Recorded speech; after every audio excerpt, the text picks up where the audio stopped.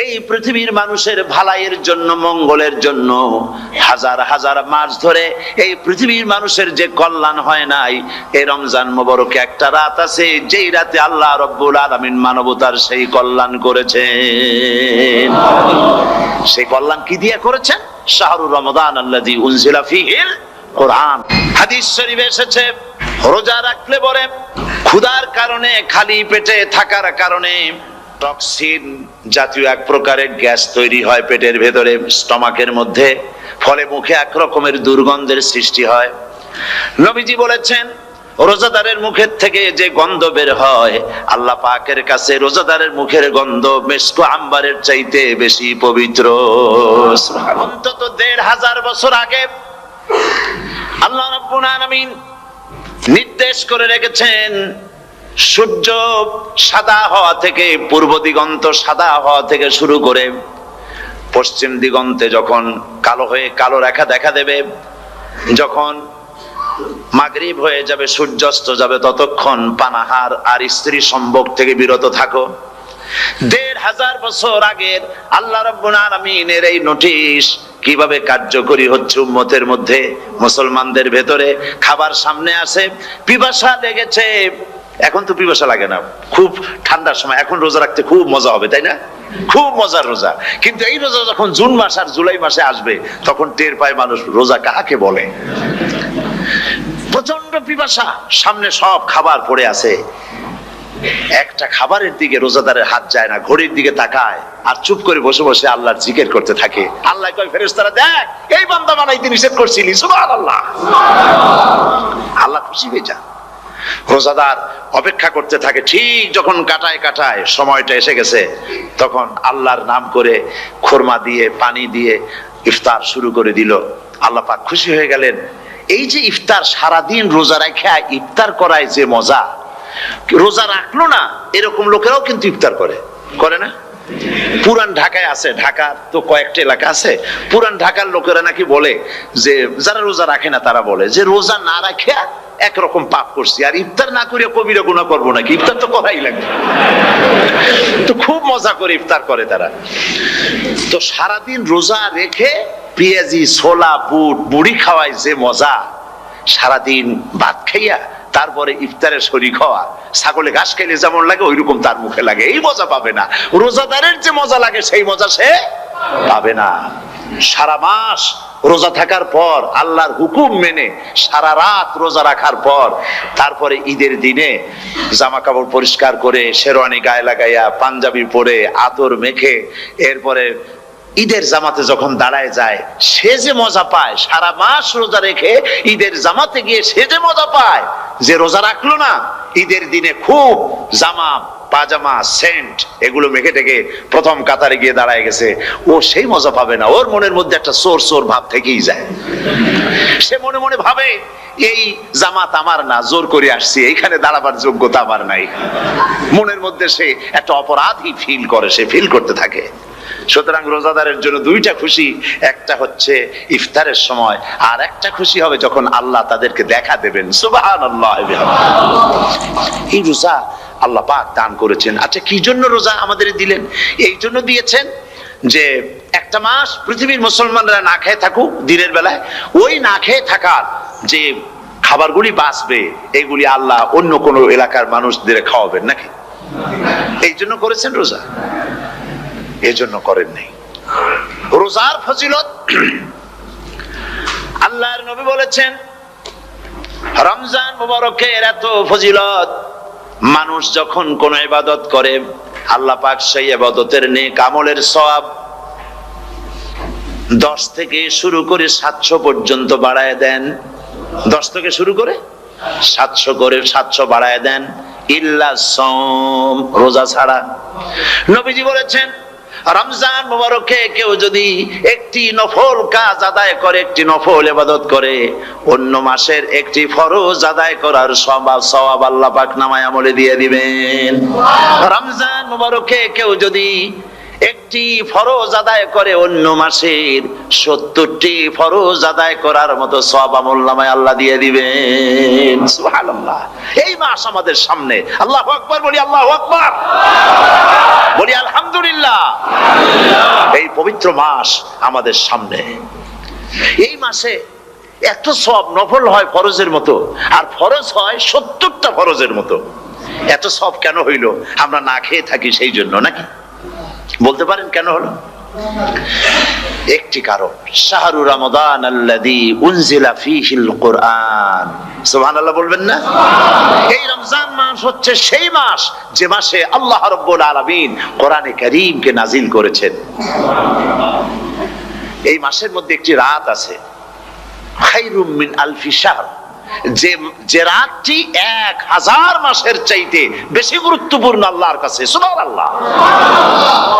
একটি রাত 1000 মাসের চাইতে গুরুত্বপূর্ণ। 1000 মাস ক্যালকুলেটর দিয়ে হিসাব করলে দেখা যায় যে 1000 মাসে 83 বছর 4 মাস হয়। তাহলে তার অর্থ কি এই যে একটানা 83 বছর 4 মাস ইবাদত করলে যে সওয়াব হবে, এই রাত্রে ইবাদত করলে সেই সওয়াব হবে? হতে পারে, এরকম হতে পারে, কিন্তু ব্যাখ্যাটা কি? ব্যাখ্যাটা হচ্ছে আরবিতে আলফুন শব্দ দিয়ে 1000 বোঝানো হয় না। আরবিতে যখন আলফুন বলা হয় তাহলে বোঝা যায় সংখ্যাধিক্য, বিপুল সংখ্যা, হাজার হাজার হাজার হাজার, থাউজেন্ডস এন্ড থাউজেন্ডস। এইটাকে বোঝানোর জন্য আরবিতে ব্যবহার করা হয় আলফুন, হাজার হাজার। তাহলে আল্লাহ কি বুঝাতে চাচ্ছেন? আল্লাহ রাব্বুল আলামিন তিনি আয়াত দ্বারা বুঝাতে চান, এর ব্যাখ্যা হচ্ছে এই পৃথিবীর মানবতার কল্যাণের জন্য, এই পৃথিবীর মানুষের ভালাইয়ের জন্য, মঙ্গলের জন্য হাজার হাজার মাস ধরে এই পৃথিবীর মানুষের যে কল্যাণ হয় নাই, এই রমজান মোবারকে একটা রাত আছে যেই রাতে আল্লাহ রাব্বুল আলামিন মানবতার সেই কল্যাণ করেছেন। সেই কল্যাণ কি দিয়ে করেছেন? শাহরু রমাদান আল্লাযী উনজিলা ফীহি করে পৃথিবীর মানুষকে সেই কল্যাণ আল্লাহ দিয়েছেন। সুবহানাল্লাহ। বন্ধুগণ, কোরআন, কোরআন কি নিয়ামত আমাদের কাছে! সেই নিয়ামতকে আমরা চিনলাম না, আমরা বুঝতে পারলাম না কত বড় নিয়ামত আল্লাহ আমাদের দান করেছেন। এই কোরআন যেন আপনি শুনতে পারেন, পড়তে পারেন, বুঝতে পারেন, সেই জন্য আল্লাহ রাব্বুল আলামিন শরিয়াত কি সুন্দর ব্যবস্থা করেছে। কোরআন শোনার জন্য রমজান মুবারকে তারাবিহের নামাজের ব্যবস্থা করা হয়েছে। সুবহানাল্লাহ, সুবহানাল্লাহ। যারা সব সময় পড়তে পারেন না, কোরআন তেলাওয়াত জানেন না, অথবা সারা বছরও এক খতম কোরআন শরীফ পড়া হয় না, শরিয়াত কি সুন্দর বিধান করলো যে আপনি যেন 30 পারা কোরআন শরীফ শুনতে পারেন। এই ব্যবস্থা তারাবিহের নামাজের মধ্যে শরিয়াত করে দিয়েছে। আলহামদুলিল্লাহ, আলহামদুলিল্লাহ। যাদের টাকা কড়ি আছে আমি তাদেরকে অনুরোধ করব, যদি পারেন তাহলে মেহেরবানি করে রমজান মোবারকে উমরা পালন করবেন। আমি উমরার নিয়ত করে এসেছি, ঢাকা থেকে উমরার নিয়ত করে এসেছি, আপনাদেরকে দেখে গেলাম। আর আমি এখান থেকে ডাইরেক্ট মদিনা মুনাওয়ারায় চলে যাব ইনশাআল্লাহ। লাইলাতুল কদর পর্যন্ত হারামাইন শরীফাইনে কাটাতে চাই, নিয়ত করেছি। আপনারা দোয়া করুন আল্লাহ যেন কবুল করেন। কি মজা যখন আপনি হারামাইন শরীফাইনে যখন তেলাওয়াত শুনবেন, আপনার কাছে মনে হবে যেন কোরআন শরীফ নাজিল হতেছে। সুবহানাল্লাহ। সেখানে তো নামাজের পরে হাত তুলে মোনাজাত করা হয় না, শুধুমাত্র রমজান মুবারকে বেতেরের নামাজের মধ্যে ইমাম সাহেব হাত তুলে মোনাজাত করেন। গত বছর রমজান মুবারকের লাইলাতুল কদরে আমি ছিলাম, গত কয়েক বছর ধরে আল্লাহ যাওয়ার তৌফিক দিয়েছেন দয়া করে। সেখানে লাইলাতুল কদরে পত্রিকাগুলি লিখেছে 30 লাখের উপরে লোক ছিল মক্কা শরীফের হারাম শরীফে, 30 লাখের উপরে। যখন তেলাওয়াত হচ্ছে, মোনাজাত করতেছেন ইমাম সাহেব কাঁপতেছেন, মোনাজাত করতেছেন, কাঁদতেছেন, আর গোটা হারাম জুড়ে কান্নার রোল পড়ে গিয়েছে। কিভাবে কাঁদতেছেন! সারাদিন মানুষ রোজা রেখে তারপরে ইফতার করতে যখন বসে, আমি সেই জান্নাতের কথা কেমনে আপনাদের বুঝাবো? রসগোল্লা কেমন লাগে বক্তৃতা দিয়ে 6 ঘন্টা বক্তৃতা দিয়েও বোঝানো যাবে না। যদি মুখের মধ্যে ঢুকাইতে পারি তাহলে বুঝবেন যে মজাটা কি। এটা তো আমি বুঝাইতে পারবো না কি মজাটা লাগে। সারাদিন রোজা রাখার পর সমস্ত লক্ষ লক্ষ মুসল্লিরা বসে আছে মক্কা শরীফে, কাবা শরীফ সামনে, এখানে বসে আছে। রোজাদারের সামনে আছে জমজমের পানি আর মদিনা মুনাওয়ারার খুরমা। আল্লাহর ঘর সামনে, জান্নাতের থেকে আর কাকে বলে! সুবহানাল্লাহ। আর মসজিদে নববীর ভিতরে মদিনার আকর্ষণ কাশাস আলাদা। মদিনা শরীফের আপনাকে যদি পাইয়া যায় কোন আরব, কোন মাদানী, আপনারা ছাড়বি না, আদর করে পাশে বসাবে। তোমারে আমি এই জিনিস খাওয়াবো, এইটা দিয়ে ইফতার করাবো, আমার কাছ দিয়ে তুমি উঠতেই পারবে না। আপনাকে জোর করে বসায় দিবে মসজিদে নববীতে রিয়াদুল জান্নাহ রাসূল করিম সাল্লাল্লাহু আলাইহি ওয়াসাল্লামের কবর শরীফের কাছে বসে আপনি ইফতার করতেছেন, কত বড় নসিব। সেই জন্য আমি বলি হলিডে করার জন্য আমেরিকা, সিঙ্গাপুর, হাবিজাবি এই সমস্ত ঘুরে কোনো লাভ নাই। হলিডে করতে চান রমজান মুবারকে চলে যান হারামাইনুশ শরীফাইন, মদিনা আল মুনাওয়ারা, মক্কা আল মুকাররমা। কপাল খুলে যাবে, জিন্দেগীর সমস্ত গুনাহ খাতা আল্লাহ পাক মাফ করে দিবেন। রাসূল করিম সাল্লাল্লাহু আলাইহি ওয়াসাল্লাম বলেছেন রমজান মুবারকে যে উমরা করলো সেজন্য হজ আদায় করলো। সুবহানাল্লাহ। অন্য রিওয়ায়াতে এসেছে যে ব্যক্তি রমজান মুবারকে উমরা করলো সেজন্য আমার সাথে হজ আদায় করলো। সুবহানাল্লাহ। তো বলতেছিলাম যে কোরআনে কারীম হচ্ছে একটি বিরাট নিয়ামত। এই নিয়ামত শোনানো হয় রমজান মুবারকে। আমি এবার এসে খুব খুশি হলাম একথা শুনে যে ইস্ট লন্ডন মসজিদ তারা একটা ব্যবস্থা করেছে, সুন্দর একটা রেডিও তারা আবিষ্কার করেছে। না কি করছেন আপনারা? ট্রান্সমিটার তৈরি করেছেন। ওনারা ওখানে রেডিও বিক্রি করেন। আপনারা বহুটা খরচ করেছেন, তারা হাজার হাজার পাউন্ড খরচ করে টাওয়ার বানিয়েছেন এবং একটা ফ্রিকোয়েন্সি তারা নিজেরা নিয়েছেন, আর রেডিওগুলি 125 পাউন্ড করে ওনারা দিচ্ছেন খরচ হিসেবে। এটা যারা নিয়ে যায় ঘরের মধ্যে বসে তারাবিহের তেলাওয়াত তারা শুনতে পাবেন। মহিলারা অনেক সময় আসতে পারেন না, মহিলারা ঘরে বসে শুনতে পারবেন। ওই ইস্ট লন্ডন মসজিদে যত ওয়াজ হবে, তেলাওয়াত হবে, নামাজ হবে, আজান হবে, ওয়াজ হবে, জিকির হবে, সব আপনার ঘরে বসে আপনি শুনতে পারবেন। আল্লাহ রাব্বুল আলামিন এই ইকদামকে, এই পদক্ষেপকে আল্লাহ কবুল করুন, সবাই বলেন আমিন। এবং প্রত্যেকের ঘরে ঘরে এই রেডিও পৌঁছে যাক, আমরা বলি আমিন। আল্লাহ যেন কবুল করেন। আপনি ঘরে বসে মসজিদের সমস্ত প্রোগ্রাম পেতে পারবেন। আর কি সুন্দর সেখানে যিনি তেলাওয়াত করেন, আজান দেন, আলহামদুলিল্লাহ তার আজান শুনলে পরে তো মনে হয় যে আমি মক্কা শরীফে চলে গেছি, মদিনায় চলে গেছি। আর তেলাওয়াত কত সুন্দর, আলহামদুলিল্লাহ। আল্লাহ তার প্রতি রহম করুন, আমরা বলি আমিন। সুতরাং বলতেছিলাম যে এই পবিত্র রমজানুল মুবারক এটি কি, জিনিসটা কি, জিনিসটা বোঝাবার জন্য আমি বলি যেমন এই ঘড়িটা এটা কেনার পর 2-1 বছর পর এটা ফাস্ট হয় অথবা কি হয়, স্লো হয়ে যায়। তখন এটাকে সারার জন্য আমরা হসপিটালে দিই। হসপিটাল মানে লন্ডন হসপিটাল না, ঘড়িরও হসপিটাল আছে। তো ঘড়ির হসপিটালে দিলাম, ওরা এটাকে দেখে শুনে ওয়াইলিং করে টরে দিল ঠিক মতো। একবার যদি ঠিক করে দিল, আবার আমার 1-2 বছর চললো, আর কোনো ডিস্টার্ব করবে না, ঠিক কিনা? আপনার গাড়ির ইঞ্জিন যদি কোনো রকমের অসুবিধা করে তাহলে গাড়ির ইঞ্জিনকে ওভারহোলিং করতে হয়, ইঞ্জিন ডাউন দিতে হয়। একবার যদি ইঞ্জিন ডাউন দিলেন, ওভারহোলিং করলেন, তাহলে আপনার এই গাড়ি 5-6 বছরের জন্য আর হাত দিতে হবে না। এই কথাগুলি বুঝতে পারছেন কিনা? সারা জীবন, সারা মাস অন্যায় করার পরে, গুনাহ করার পরে মানুষের অন্তঃকরণে কালিমা লেগে যায়। আল্লাহ রাব্বুল আলামিন রমজান মুবারকের একটা ব্যবস্থা করেছেন, ইঞ্জিন ওভারহোলিং এর মতো, ইঞ্জিন ডাউন দেওয়ার মতো। আপনার কালকে, আপনার আত্মাকে, আপনার বিবেককে, আমার বিবেককে পরিষ্কার করার জন্য রমজান মাস করে দিয়েছেন। রমজান মুবারকের একটি মাসের কোর্স যদি কমপ্লিট করা যায়, তাকওয়া দিয়া যদি ভরে দেওয়া যায়, তাহলে বাকি 11 মাস আরামসে চলবে, কোনো অসুবিধা হবে না। নবীজি বলেছেন রমজান মুবারকে মাস আসার সঙ্গে সঙ্গে আল্লাহ রাব্বুল আলামিন তিনি জান্নাতের সমস্ত দরজাগুলি খুলে দেন, আর জাহান্নামের সব দরজাগুলি আল্লাহ রাব্বুল আলামিন বন্ধ করে দেন। সুবহানাল্লাহ। আর শয়তানকে শৃঙ্খল দিয়ে বেঁধে ফেলা হয়, শিকল দিয়ে শয়তানরা বাঁধা হয়ে যায়। এই হাদিসটা যখনই শোনাই বিভিন্ন জায়গায়, লোকেরা বিভিন্ন জায়গায় প্রশ্ন করে, হুজুর কোন তো যে শয়তানরে বাঁধতে হয়, কিন্তু রমজান মাস হতো লোকেরা মদ খায়, মিথ্যা কথা কয়, তাহলে শয়তান বাঁধা থাকলো কেমনে? আমি বলি দেখেন, এরও ব্যাখ্যা আছে। এর ব্যাখ্যা হলো এই, কোন কোন ঘড়ি আছে একবার চাবি দিলে 6 মাস চলে, আর একবার চাবি দিলে 2 বছর চলে, আবার চাবি দিলে লাইফ চলে যায়। এরকমের ঘড়িও আছে। কোন কোন মানুষের শয়তানে এমন চাবি দিছে যে চাবিতে 6 মাস চলে, কোনটায় 10 মাস চলে, কোনটায় বছর চলে। রোজার মাসেও যারা গুনাহ করে শয়তানে এমন চাবি দিছে যে রোজার মাসেও বন্ধ হচ্ছে না। এরা শয়তানের খপ্পরে পড়ে গেছে। আল্লাহ এই চাবি থেকে মুসলমানদেরকে হেফাজত করুন, বলি আমিন। জোরে বলেন আমিন। শয়তান থেকে পানাহ কেউ দিতে পারে না, কোন গভর্নমেন্ট পারবে না। ব্রিটিশ গভর্নমেন্ট পারবে নাকি? আমেরিকান গভর্নমেন্ট কেউ পারবে না। শয়তান থেকে পানাহা দিতে পারে কেবলমাত্র কে? ওই আল্লাহ রাব্বুল আলামিন আমাদেরকে শিখায় দিয়েছেন শয়তানের ওয়াসওয়াসা থেকে আমার কাছে পানাহা চাও। আউযু বিল্লাহি মিনাশ শাইতানির রাজিম। বিতাড়িত মরদুদ শয়তানের ওয়াসওয়াসা থেকে পানাহা চাই, আল্লাহর কাছে পানাহা চাও। আল্লাহ পাক বলেন আমি পানাহা দিতে পারি শয়তানের ওয়াসওয়াসা থেকে।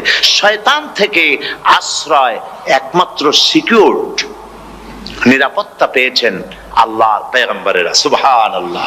আম্বিয়া আলাইহিমুস সালাম তারা আল্লাহ কর্তৃক নিয়ন্ত্রিত, শয়তানের ক্ষমতা নাই পয়গম্বরদের কাছে যাওয়া। চতুর সীমানার ভেতরে শয়তান প্রবেশ করে কোন নবীকে ওয়াসওয়াসা দিতে পারবে না। বলি সুবহানাল্লাহ। এই জন্য শয়তান থেকে বেঁচে যাওয়া, শয়তানের ওয়াসওয়াসা থেকে বাঁচা খুবই কঠিন। সেই জন্য আল্লাহ পাক বলছে শয়তানকে বেঁধে রাখা হয়, জান্নাতের সমস্ত দরজা খোলা, জাহান্নামের সমস্ত দরজা বন্ধ হয়ে যায়। এই নিয়ামতের মাস আমাদের সামনে। প্রত্যেকটি যখন কোন ওয়ার্কশপ হয়, তো ওয়ার্কশপের জন্য এক একটা কি বলে সিলেবাস থাকে। রমজান মুবারক একটা ওয়ার্কশপ, এই ওয়ার্কশপের মধ্যে একটা সিলেবাস আছে, সেই সিলেবাসের নাম হচ্ছে কোরআন। কোরআন কোরআন কোরআন নাজিলের মাসে আমরা কি কোরআন তেলাওয়াত করি? বলেন। রোজা হচ্ছে, হাদিস শরীফের মধ্যে বলা হয়েছে আস-সাওমু জুন্নাহ, রোজা হচ্ছে ঢাল। রোজা কি কন্ত? ঢাল। বোঝেন তো ঢাল কি? প্রোটেক্টর। আপনি জিহাদের ময়দানে, যুদ্ধের ময়দানে নিরাপত্তার জন্য, বাইরের থেকে আক্রমণকে ভিড়াবার জন্য কি ব্যবহার করেন? ঢাল ব্যবহার করেন। রোজা হচ্ছে ঢাল, শয়তানের সমস্ত আক্রমণ থেকে বাঁচার জন্য রোজা হচ্ছে ঢাল। রোজার দিনে কেউ যদি আপনার সাথে ঝগড়া করে, তাহলে রাসূল বলেছেন তুমি বলো, তুমি ঝগড়ায় প্রবৃত্ত হবে না। তোমার সাথে যদি কেউ ঝগড়া করে, তুমি বলবে ইন্নী সাইম, আমি রোজাদার। আমি তোমার মতো ঝগড়া করতে আমিও পারি, আমি তোমার মতো গালাগালি দিতে পারি, কিন্তু আমি দেব না, ঝগড়াও করব না, গালিও দেব না, মারামারিও করব না, কারণ আমি রোজাদার। সুবহানাল্লাহ। রোজা আপনাকে গুনাহ থেকে বাঁচায় দেবে। দেখেন রোজা কিভাবে গুনাহ থেকে বাঁচায়। মিথ্যেবাদী, মিথ্যেবাদী সারাক্ষণ মিথ্যে কথা বলে, কিন্তু রোজার মাস আসছে। এখন মিথ্যাবাদী যারা, তাদের ঘনিষ্ঠ লোকদের কাছে শুনেছি যে তারা বলে, যদি কোনো লোক দিনের বেলা এসে যায় আর এমন কথা, যে কথা বলতে গেলে মিথ্যা বলা ছাড়া উপায় নাই তার জন্য, সে তখন বলে ভাই তুমি তো অসময় আসছো, এখন আমি খুব ব্যস্ত, আই এম ভেরি বিজি, তুমি রাত্রে আসো। কথা বুঝতে পেরেছেন তো? রোজা হচ্ছে কি? রোজাটা কি বলে? ঢাল। কোন মেয়ে লোকের দিকে চোখ পড়লো, আহা আমি তো রোজাদার, চোখকে সাথে সাথে নিচে নামায় ফেললো। গানের আওয়াজ আসলো, আমি তো রোজাদার, সে গানটা শুনলো না। কাজী সমস্ত গুনাহ থেকে বাঁচার জন্য রোজা একটা বিরাট হাতিয়ার। সুবহানাল্লাহ। এই মাসে আল্লাহ রাব্বুল আলামিন এই মাসটা, এই রোজাটা কেন দিয়েছেন? লাআল্লাকুম তাত্তাকুন, ইয়া আইয়ুহাল্লাযীনা আমানু কুতিবা আলাইকুমুস সিয়ামু কামা কুতিবা আলাল্লাযীনা মিন ক্বাবলিকুম লাআল্লাকুম তাত্তাকুন। হে বিশ্বাসীরা, তোমরা যারা ঈমান এনেছো, শোনো, আমি রোজাকে তোমাদের জন্য ফরজ করেছি, যেমন করে ফরজ করেছিলাম তোমাদের পূর্বপুরুষদের উপরে। রোজা শুধু আমাদের উপরে ফরজ হয়েছে তা না, আমাদের আগে যারা যেসব নবীরা আসছিলেন তাদের উপর রোজা কি ছিল? ফরজ ছিল। সুতরাং এই রোজা তোমাদের উপরে ফরজ, এই জন্য লাআল্লাকুম তাত্তাকুন, যাতে করে তোমরা কি হতে পারো? পরেজগার হতে পারো। কি হতে পারো? পরেজগার, মুত্তাকি হতে পারো, আল্লাহকে ভয় করতে পারো। একমাত্র আল্লাহর ভয় মানুষকে ভালো বানাতে পারে। একটা মানুষ জান্নাতে যাওয়ার জন্য, জাহান্নাম থেকে বাঁচার জন্য একটা জিনিস, কয়টা জিনিস বলেন? একটি জিনিস যদি ভেতরে থাকে তাহলে সমস্ত গুনাহ থেকে বাঁচতে পারে। আর একটি জিনিস যদি না থাকে তাহলে এমন কোনো কাজ নাই পৃথিবীতে যা সে করতে পারে না। সেই কাজটার নাম কি? তাকওয়া। সবাই বলেন কাজটার নাম কি? তাকওয়া। যদি ভেতরে আল্লাহ পাকের ভয় থাকে, রব্বুল আলামিন আমাকে দেখছেন, তিনি আমাকে শুনতেছেন, এই ভয় যদি অন্তঃকরণের ভিতরে থাকে, তাহলে এই লোকটি কোনো গুনাহের কাজ করতে পারবে না, মিথ্যা বলতে পারবে না, ওজনে কম দিতে পারবে না, খাদ্যে ভেজাল দিতে পারবে না, শয়তানি বদমাশি করতে পারবে না। আর যদি এই জিনিসটির অভাব থাকে, যদি তাকওয়া না থাকে, তাহলে সমস্ত অন্যায় কাজ সে করতে পারবে। এই জন্য আল্লাহ রাব্বুল আলামিন বলেন, রোজা এই জন্য দান করেছে যাতে করে, রোজার মাস এই জন্য দিলাম লাআল্লাকুম তাত্তাকুন, তোমাদের ভিতরে তাকওয়ার সৃষ্টি হয়। এই ওয়াজ আমি আপনাদের সামনে অনেকবার করেছি। হযরত ওমর রাদিয়াল্লাহু তাআলা আনহু রাতের বেলায় ঘুরতে ঘুরতে দেখেন এক বাড়িতে আলো জ্বলছে, শেষ রাত। এই রাত্রে বাড়িতে আলো জ্বলে কেন? ভাবলেন কোনো অসুখ বিসুখ হলো নাকি। তো উনি কাছে গেছেন, গিয়ে কান পেতে শুনতেছেন। বাড়ির মালিক বুড়ি তার যুবতী মেয়েকে ডেকে বলছে, মা ওঠো, তাড়াতাড়ি ওঠো। কেন? কয় যে সকাল তো হয়ে গেল, দুধ দই এনেছি, আমি দুধ এনে রাখছি, এখন তুমি পরিমাণ মতো সবটা পাত্রে পানি দিয়ে ভরে দাও, তাহলে ওজন বেশি হবে আর আমরা ভালো লাভ করতে পারবো। মেয়ে বলছে, মা তুমি বলো কি, এটা আমার দ্বারা সম্ভব না। কেন সম্ভব নয়? হযরত ওমর এক ফরমান জারি করেছেন, তিনি বলেছেন পানিতে দুধের মধ্যে পানি মিশাতে নিষেধ করেছেন। তাছাড়া রাসূল করিম সাল্লাল্লাহু আলাইহি ওয়াসাল্লাম খাদ্যদ্রব্যে ভেজাল দিতে নিষেধ করেছেন। কাজী হযরত ওমরের এই নির্দেশকে আমি অমান্য করতে পারবো না। আল্লাহ পাক বলেন, প্রতিযোগিতা করো আল্লাহর মাগফিরাত কামনার জন্য আর জান্নাতে যাওয়ার জন্য প্রতিযোগিতা করো, আল্লাহর রহমত পাওয়ার জন্য সৎ কাজের প্রতিযোগিতা করো, তাহলে আল্লাহ রাব্বুল আলামিন তোমাদেরকে ক্ষমা করবেন আর তোমাদের জন্য এমন জান্নাত দিবেন যেই জান্নাত আকাশের বিশালতার জমিনের বিশালতার মতো। এই বিরাট জান্নাত তোমাদেরকে দিবেন। এই জান্নাত চিরস্থায়ী সুখ এবং শান্তি। আল্লাহ পাক বলবেন, বান্দারে এরকম একটি নয়, দুইটা নয়, তোর জন্য আমি 10টা জান্নাত এরকম রিজার্ভ করে রাখছি। সুবহানাল্লাহ। আল্লাহ পাককে ভয় করে পৃথিবীর সমস্ত পাপ থেকে যারা নিজেকে রক্ষা করবে, আল্লাহ তাদের জন্য এই জান্নাত রেখে দিয়েছেন। সুবহানাল্লাহ। সেই জান্নাতের রিসিপশন আপনারা আন্দাজ করতে পারবেন না, রিসিপশন কারে কয়। কি এর প্রধানমন্ত্রী আর প্রেসিডেন্ট, 4-5টা পুলিশ আর আর্মি এসে একটা ফাঁক করে সেলুট মারলো, বাস শেষ হয়ে গেল, এরকম না। জান্নাতীদেরকে রিসিপশন দেওয়া হবে।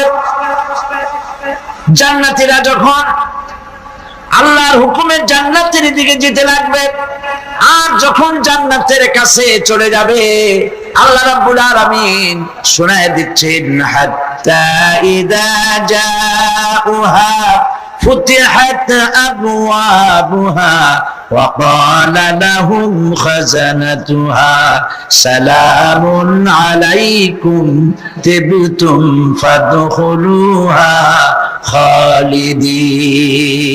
সুবহানাল্লাহ।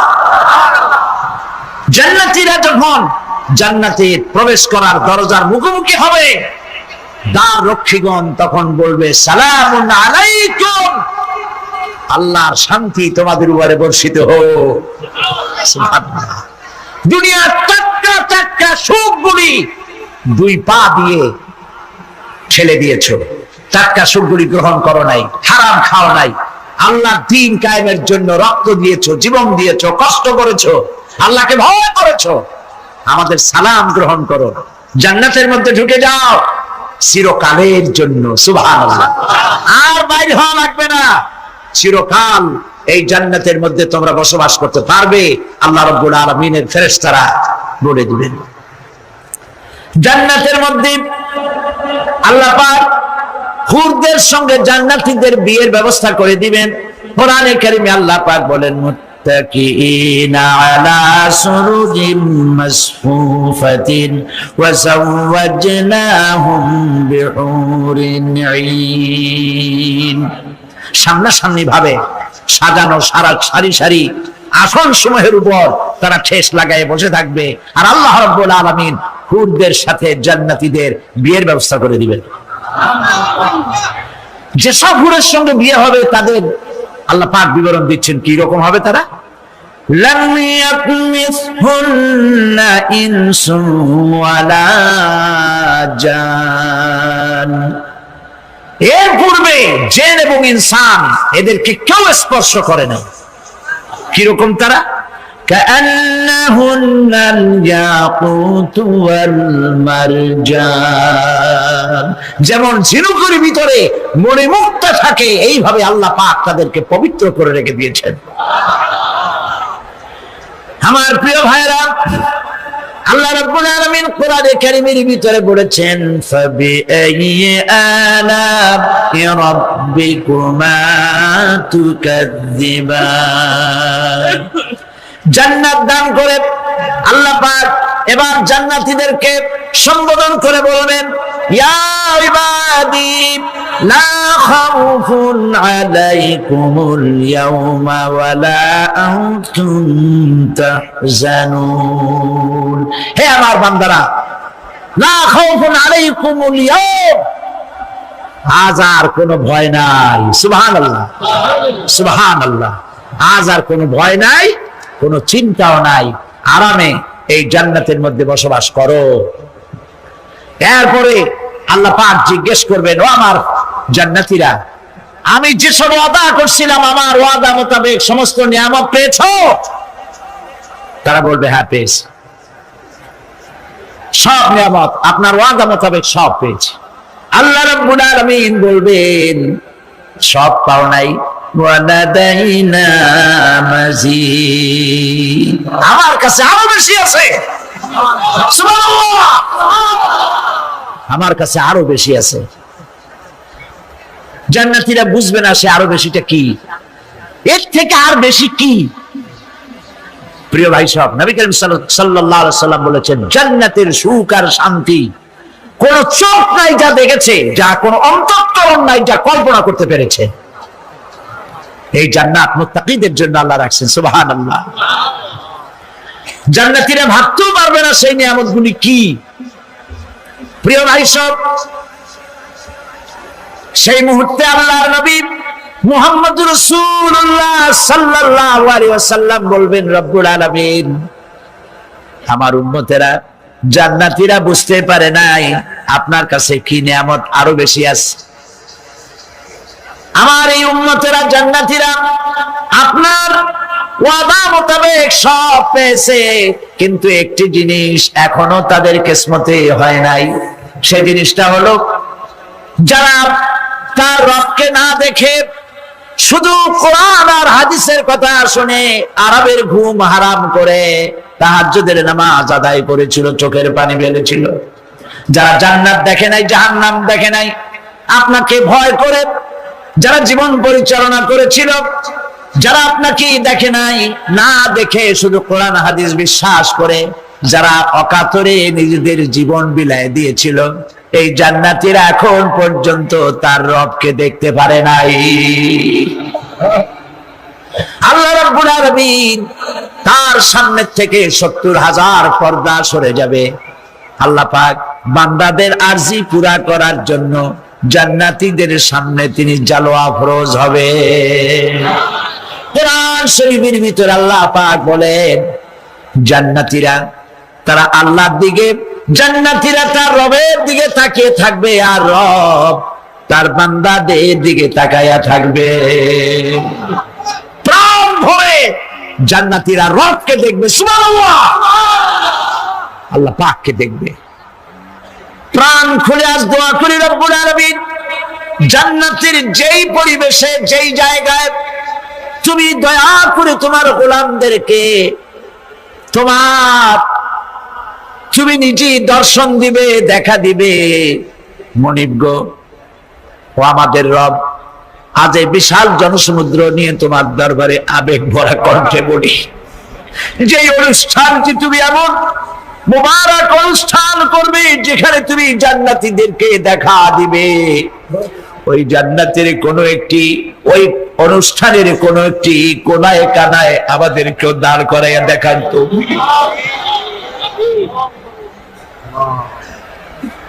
প্রিয় ভাই সব, আল্লাহ রাব্বুল আলামিন মানুষের সামনে এত সব নিয়ামত রেখেছেন, এই জান্নাত দান করবেন। এরপরে আল্লাহ রাব্বুল আলামিন কোরআনে কারীমের মধ্যে বলেছেন রব্বিস সামাওয়াতি ওয়াল আরদি ওয়া মা বাইনাহুমার রাহমানি লা ইয়ামলিকুনা মিনহু খিতাবা। এসব পুরস্কার রয়েছে তোমাদের সেই রবের পক্ষ থেকে যিনি আকাশ আর জমিনের মালিক। সুবহানাল্লাহ বলবেন না? যার সামনে কথা বলার ক্ষমতা কারো হবে না। এটি একটি মারাত্মক কথা। কিয়ামতের দিন আল্লাহর দরবারে কেউ কথা বলতে পারবে না আল্লাহর নির্দেশ ছাড়া। একটি আকীদা পরিষ্কার করে নিয়ে যান আপনাদের। সে আকীদাটা এভাবে পরিষ্কার করুন, কোন পীর সাহেব, কোন খাজা বাবা, কোন মাওলানা, কোন মুহাদ্দিস, কোন বুজুর্গ আপনাকে সুপারিশ করতে পারবে না যদি না আল্লাহ পাক তাকে কথা বলার তৌফিক না দেন। মনে থাকবে এটা। আয়াতুল কুরসির ভিতরে আমরা পড়ি, মান যাল্লাযী ইয়াশফাউ ইনদাহু ইল্লা বিইذনিহি। আল্লাহ পাক বলেছেন কিয়ামতের দিন আল্লাহর দরবারে কার সাহস আছে কথা বলতে পারে? মান যাল্লাযী ইয়াশফাউ ইনদাহু ইল্লা বিইذনিহি। আল্লাহর ওয়াদা ছাড়া, হুকুম ছাড়া আল্লাহর সামনে কথা বলার সেদিন কেউ থাকবে না। সুবহানাল্লাহ। কেউ কথা বলতে পারবে না। সুপারিশ করতে হবে আল্লাহ যারে বলেন তুমি করো, অমুকের জন্য করো। যাকাত কোথায় কোথায় ব্যয় করবেন, কারে কারে দিবেন? আল্লাহ রাব্বুল আলামিন বলেন, ইন্নামাস সাদাকাতু লিল ফুকারাই ওয়াল মাসাকিন ওয়াল আমিলিনা আলাইহা ওয়াল মুআল্লাফাতি কুলুবুহুম ওয়া ফির রিকাব والغارمين وفي سبيل الله وابن السبيل فريضة من الله والله عليم حكيم। সূরা তওবার মধ্যে আল্লাহ পাক যাকাত কোথায় কোথায় দিবেন খাতগুলি আল্লাহ বলে দিচ্ছেন। কোন আলহামদুলিল্লাহ। যেখানে সেখানে যাকাত দেওয়া যাবে না। যাকাতের জন্য খাত হচ্ছে 8টা।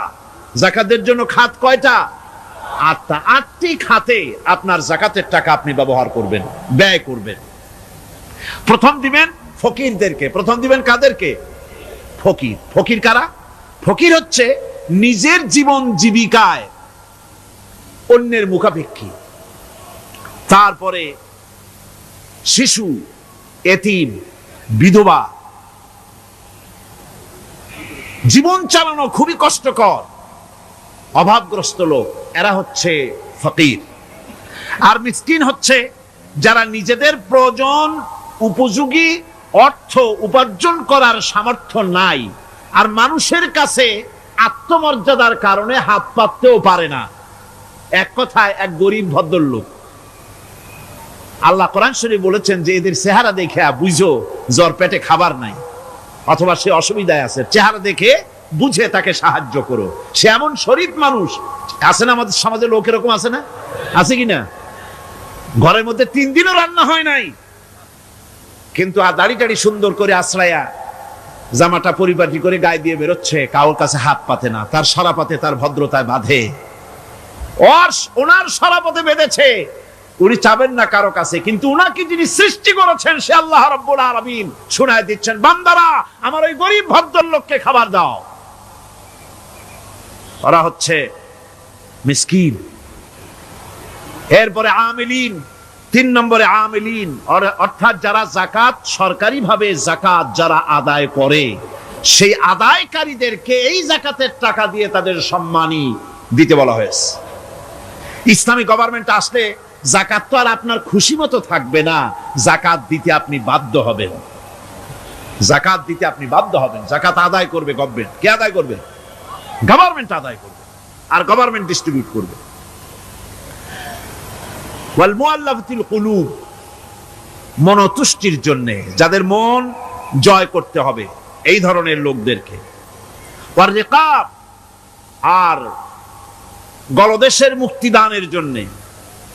ওয়াল গারিমিন, আর ঋণগ্রস্ত ব্যক্তি, তাও আবার এমন পর্যায়ের যে ঋণ পরিশোধ করতে গেলে যদি তার এমন অবস্থা হয় যে তার কাছে যাকাত দেওয়ার মতো টাকা থাকে না, এরকমের অবস্থা যদি হয় তাহলে যাকাতের টাকা দিয়ে তার ঋণ পরিশোধ করে দেওয়া যেতে পারে। ফি সাবিলিল্লাহ, এরপরে হচ্ছে জিহাদের রাস্তায়। জিহাদের রাস্তা মানে জিহাদ যখন শুরু হবে সেই জিহাদের ময়দানে আপনি বন্দুক রাইফেল কিনে দেওয়ার সাহায্য করবেন সেটা নয়, কিন্তু শুধু এটাকেই বোঝানো হয় নাই। ওয়াফি সাবিলিল্লাহ বলতে বোঝানো হয়েছে আল্লাহর রাস্তায় সংগ্রামরত সব ব্যাপারে আপনি সাহায্য করবেন, ইসলামী আন্দোলনের জন্য করবেন। যারা ইসলামের জন্য বইপত্র লেখে তাদের জন্য করবেন, যদি পয়সায় কুলাতে না পারে সেখানে সাহায্য করবেন। ইসলামী আন্দোলনকে বিজয় করার জন্য সাহায্য করবেন। এক কথায় আল্লাহর রাস্তা বলতে যা বুঝায় এগুলিকে দিবেন। ইবনে সাবিল, এরপরে পথিক মুসাফির। পথিক মুসাফির সে যদি বাড়িতে ধনী থাকে, ঢাকায় ধনী, কিন্তু চট্টগ্রামে এসে সর্বহারা হয়ে গেছে, টাকা পয়সা সব লুটপাট হয়ে গেছে, এখন বাড়ি ফেরার উপায় নাই, যাকাতের টাকা দিয়ে তাকে সাহায্য করা যেতে পারে। এই 8টি খাতে এভাবে যাকাত দেওয়ার জন্য আল্লাহ খাত সৃষ্টি করেছেন। কয়টা খাত হলো? 8টা খাত। কোরআনে কারীমের 3টি আয়াতে যাকাতের কথা এভাবে বলা হয়েছে, ইয়া আইয়ুহাল্লাযীনা আমানু আনফিকু মিন তাইয়্যিবাতি মা কাসাবতুম ওয়া মিম্মা আখরাজনা লাকুম মিনাল আরদ। হে ইমানদার লোকেরা, তোমরা যে সব পবিত্র অর্থ সম্পদ উপার্জন করো সেগুলি, এবং আমি জমিন থেকে তোমাদের যে ফসল দান করি, ফসল উৎপাদন করে দেই, তার থেকে তোমরা আল্লাহর পথে খরচ করো। এগুলো 1 নম্বর আয়াত। 2 নম্বর, প্রথম আয়াত বলা হয়েছে সূরা বাকারায়, আর সূরা আনআমে বলা হচ্ছে কুলু মিন সামারিহি ইযা আসমারা ওয়া আতু হাক্কাহু ইয়াওমা হাসাদিহি। তার উৎপাদিত ফল ফসল তোমরা খাও, আর ফসলের একটি অংশ ফসল কাটার দিনেই আল্লাহর হকটা, আল্লাহর অধিকারটা আদায় করে দাও। যেদিন তোমরা ফসল কাটবে সেদিনই অধিকারটা আদায় করে দাও। এই যে একটা ফরজ, এই ফরজটা মুসলমানেরা বেমালুম ভুলে গিয়েছে। ফসলের যাকাত তারা দেয় না। ফসলের যাকাতকে বলা হয় ওশর। কি বলা হয়? ওশর। এই ওশর, এখন যদি আপনি গ্রামে গিয়া কোন শিক্ষিত লোককে যদি জিজ্ঞেস করেন, ভাই ওশর কি চেনো? সে বলবে, ভাই ওশর এটা কি জাতীয় প্রাণী, সারপোকা না তেলাপোকা না আরশোলা, আমি তো এই নামটাম তেমন শুনি টুনি নেই, বুঝবি না ওশরটা কি জিনিস। অথচ নামাজ রোজার মতোই ফরজ ওশর আদায় করা। কবে আদায় করবেন? যেদিন আপনি ফসল কাটবেন সেই দিনই ওশর আদায় করে দিবেন। পরিমাণটা কি হবে? পরিমাণ হবে আকাশের বৃষ্টির পানি দিয়ে, আকাশের বৃষ্টির পানি দিয়া যদি ফসল হয় তাহলে দিবেন 10 ভাগের 1 ভাগ। 10 মণ যদি ধান হয়, গম হয়, ডাল হয়, 1 মণ আল্লাহর অধিকার আদায় করে দিবেন। অধিকারটা কার? আল্লাহ কি করবে দিয়ে? আল্লাহর অধিকার মানে গরিবের অধিকার, গরিবের হক। এই অধিকারটা আদায় করে দাও। 10 মণ হলে কয় মণ? কি হলে? যদি আকাশের বৃষ্টির পানিতে হয়। আর যদি আপনার সেচের মাধ্যমে হয়, সেচ পরিকল্পনার মাধ্যমে পয়সা খরচ করে পেট্রোল ডিজেল লাগায়া ইঞ্জিন চালায়া পানি উঠাইয়া কষ্ট করে ফসল ফলাইছেন, তাহলে আল্লাহ পাক বলছেন 10 মণে 1 মণ দেওয়া লাগবে না, তোমার খরচ হইছে বেশি। বান্দারে, তোমার উপরে আল্লাহ পাক জুলুম করবেন না, এবার 20 মণ হলে তার থেকে 1 মণ দিও। সুবহানাল্লাহ। ওয়ামাল্লাহু বিযাল্লামিন লিল আবিদ। আল্লাহ রাব্বুল আলামিন তার বান্দার উপরে জুলুম করেন না। সুবহানাল্লাহ কোন। এইভাবে করে ওশরের যাকাতটা তোমরা ঠিকমতো আদায় করে দিও। ওশরটা দিও, ফসলের ওশর দিও, আর টাকার যাকাত দিয়ে দিও। যারা এটা দিবে না তাদের সম্পর্কে আল্লাহ পাক সূরা তওবার ভিতরে বলেছেন, ওয়াল্লাযীনা ইয়াকনিজুনা আয-যাহাবা ওয়াল ফিদ্দাতা ওয়া লা ইউনফিকুনাহা ফি সাবিলিল্লাহি ফাবাশশিরহুম বিআযাবিন আলীম। যারা নাকি স্বর্ণ এবং রৌপ্যকে সঞ্চয় করে, জমা করে, ওয়া লা ইউনফিকুনাহা ফি সাবিলিল্লাহ, আর আল্লাহর রাস্তায় তা খরচ করে না। ফাবাশশিরহুম বিআযাবিন আলীম, তাদেরকে কঠিন পীড়াদায়ক শাস্তির সুসংবাদ দাও। পীড়াদায়ক শাস্তির কি দাও? শাস্তির কি সুসংবাদ হয় নাকি? হত উচিত ছিল শাস্তির দুঃসংবাদ শোনাও, না, আল্লাহ বলছেন সুসংবাদ শোনাও। এটার দৃষ্টান্তটা আমার ভাষায় আমি মানুষকে এভাবে বুঝাই। ছেলে খুব দুষ্ট, দুষ্টামির ঠেলায় অস্থির, তার মা মোটেই সামলাতে পারছে না। তখন মা বলে, বেটা আমার কথা তো শুনলি না, তোর বাবা আসুক, তারপরে আমি তারে নালিশ করব। এমন পিট্টি দেবে, মজা টের পাবি। তখন পিট্টি দিলে কি মজা লাগে নাকি? তার মানে শাস্তির তীব্রতা বুঝাবার জন্য বলা হচ্ছে, মজাটা টের পাবা। আল্লাহ রাব্বুল আলামিন বলছেন, কঠিন পীড়াদায়ক শাস্তির সুসংবাদ ওদের দাও, সোনা রূপা যারা জমা করে রাখে, যাকাত দেয় না, আল্লাহর রাস্তায় খরচ করে না। সোনা এখন পুরুষেরাও ব্যবহার করা আরম্ভ করছে। অবশ্য চিটাগংয়ে এমন কাম শুরু হয়নি। ছাত্র, শিক্ষক, অফিসার গলায় একটা সোনার চেন, শীতের দিনেও সামনের বোতাম খুলে রাখে যাতে চেনটা সকলে দেখে। মিয়া সাহেব, এটা সোনার চেন না, এটা জাহান্নামের আগুনের শিকল পরেছো। পুরুষের জন্য এক রত্তি সোনাও হারাম। তোমার শরীরের সৌন্দর্য বাড়াবার জন্য স্বর্ণ ব্যবহার করতে পারবা না। স্বর্ণ রৌপ্য জমা করলো আর আল্লাহর রাস্তায় খরচ করলো না। রব্বুল আলামিন বলেন, ইয়াউমা ইউহমা আলাইহা ফি নারি জাহান্নামা ফাতুকওয়া বিহা জিবাহুহুম ওয়া জুনুবুহুম ওয়া যুহুরুহুম। একদিন আসবে এমন, যেদিন এই সঞ্চিত ধনরাশি, সোনা দানাগুলি জাহান্নামের আগুন দিয়ে জ্বালানো হবে। আর জাহান্নামের আগুন দিয়ে জ্বালায়া এইগুলি দিয়ে তার পিঠের উপরে আর পাঁজরে সিল মারা হবে জাহান্নামের আগুন দিয়া। বলা হবে, হাদা মা কানাজতুম লিআনফুসিকুম ফাযুকু মা কুনতুম তাকনিজুন। মজা চাখো, স্বাদ গ্রহণ করো, এ হলো তোমার সেই সঞ্চিত সম্পদ, সঞ্চিত ধনরাশি যা তুমি জমা করেছো আর আল্লাহর রাস্তায় খরচ করনি। এখন এর শাস্তি গ্রহণ করো। সুতরাং সঞ্চয় করা, মাল জমা করা এক শ্রেণীর লোক আছে। আল্লাহ পাক বলছেন, আল্লাযী জামা মালান ওয়া আদ্দাদা, মাল জমা করে আর মোছে তেল মাখে। টেলিফোন করে, হ্যালো, সোনালী ব্যাংকের ম্যানেজার সাহেব নাকি? বলে, হ্যাঁ, দেখুন তো আমার ব্যালেন্সটা কত। উনি বললেন, বল্টু সাহেব, আপনার ব্যালেন্স হচ্ছে 50,77,372 টাকা 79 পয়সা।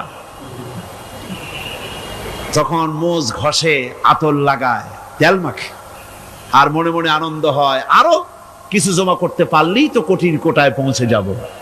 আল্লাযী জামা মালান ওয়া আদ্দাদা, মাল জমা করে আর গুনতে থাকে, আল্লাহর রাস্তায় খরচ করে না। আল্লাহ রাব্বুল আলামিন বলছেন, খুয মিন আমওয়ালিহিম সাদাকাতান তুতাহহিরুহুম ওয়া তুযাক্কিহিম বিহা, তাদের অর্থ সম্পদ থেকে যাকাত উসুল করে তাদেরকে পবিত্র করে দাও।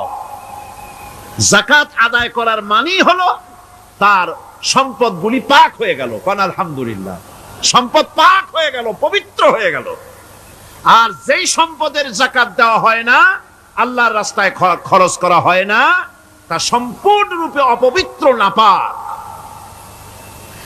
কি পরিমাণ সম্পদের নিসাবটা কেমন হবে? নিসাব হবে 52.5 তোলা রৌপ্য যদি আপনার কাছে থাকে, আপনি বাজার দর হিসাবে যাকাত দিবেন।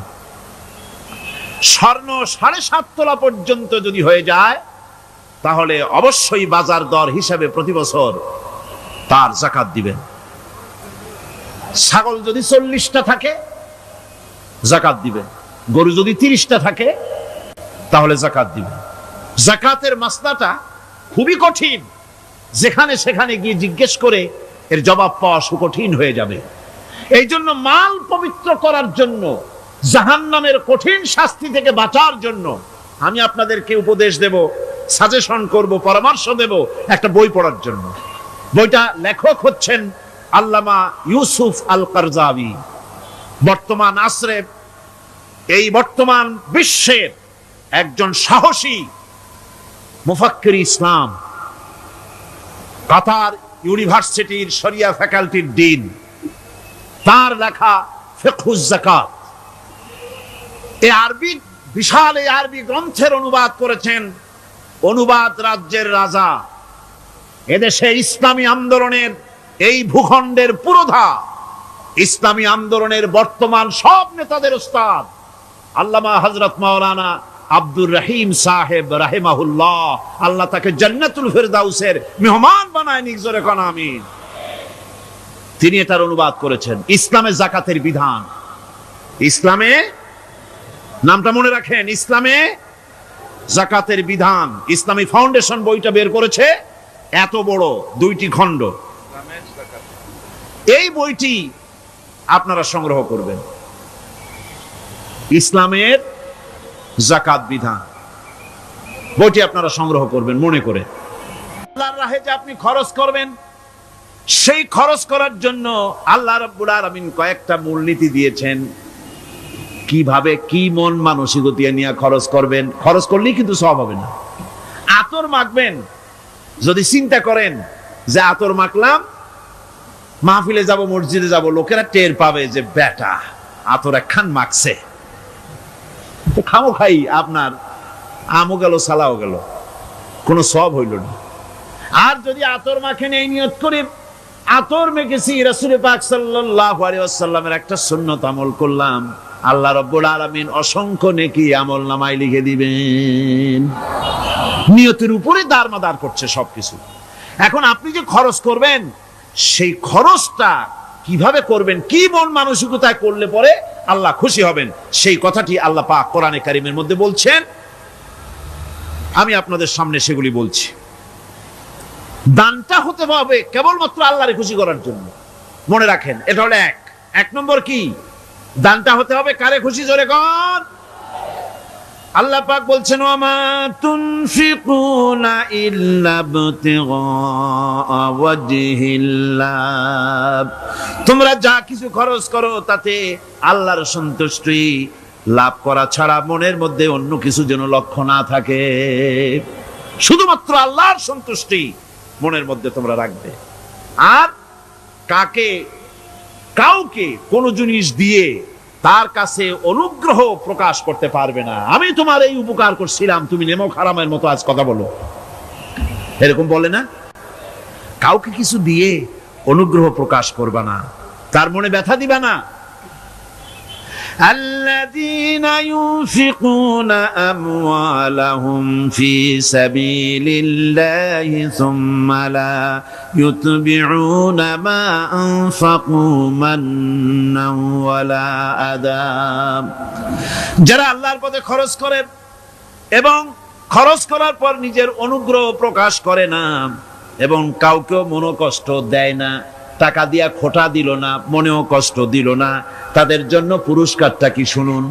আল্লাহ পাক বলেন, পুরস্কার হচ্ছে লাহুম আজরুহুম ইনদা রাব্বিহিম ওয়ালা খাউফুন আলাইহিম ওয়ালা হুম ইয়াহজানুন, ওদের জন্য তার পরওয়ারদিগারের কাছে রয়েছে বিরাট পুরস্কার, আজরে আজিম।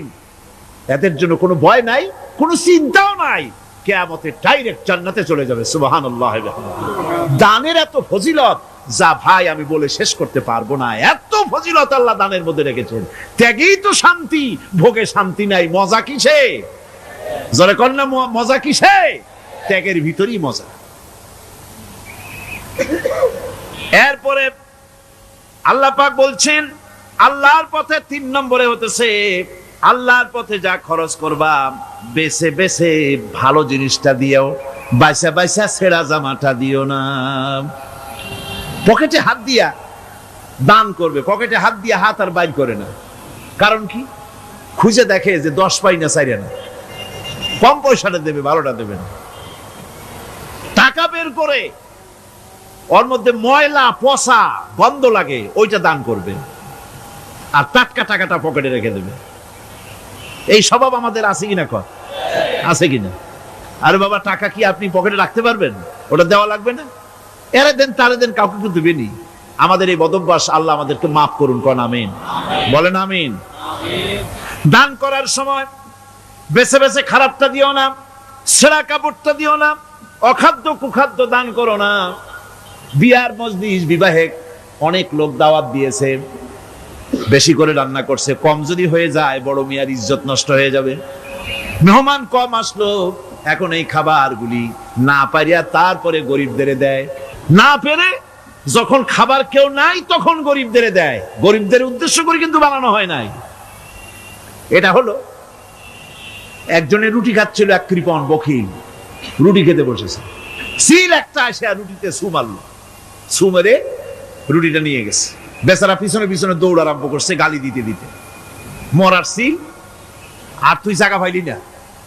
চিলের পিছনে দৌড়াতে দৌড়াতে নদীর পারে চলে আসছে।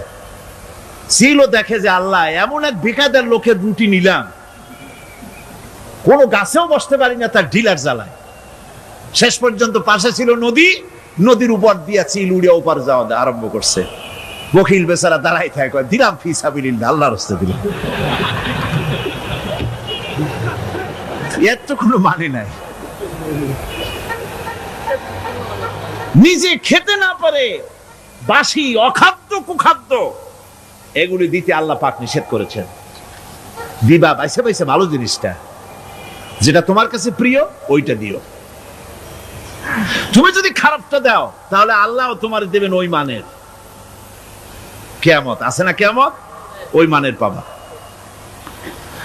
আল্লাহ পাক বলছেন, ইয়া আইয়ুহাল্লাযীনা আমানু আনফিকু মিন তাইয়্যিবাতি মা কাসাবতুম ওয়া মিম্মা আখরাজনা লাকুম মিনাল আরদ।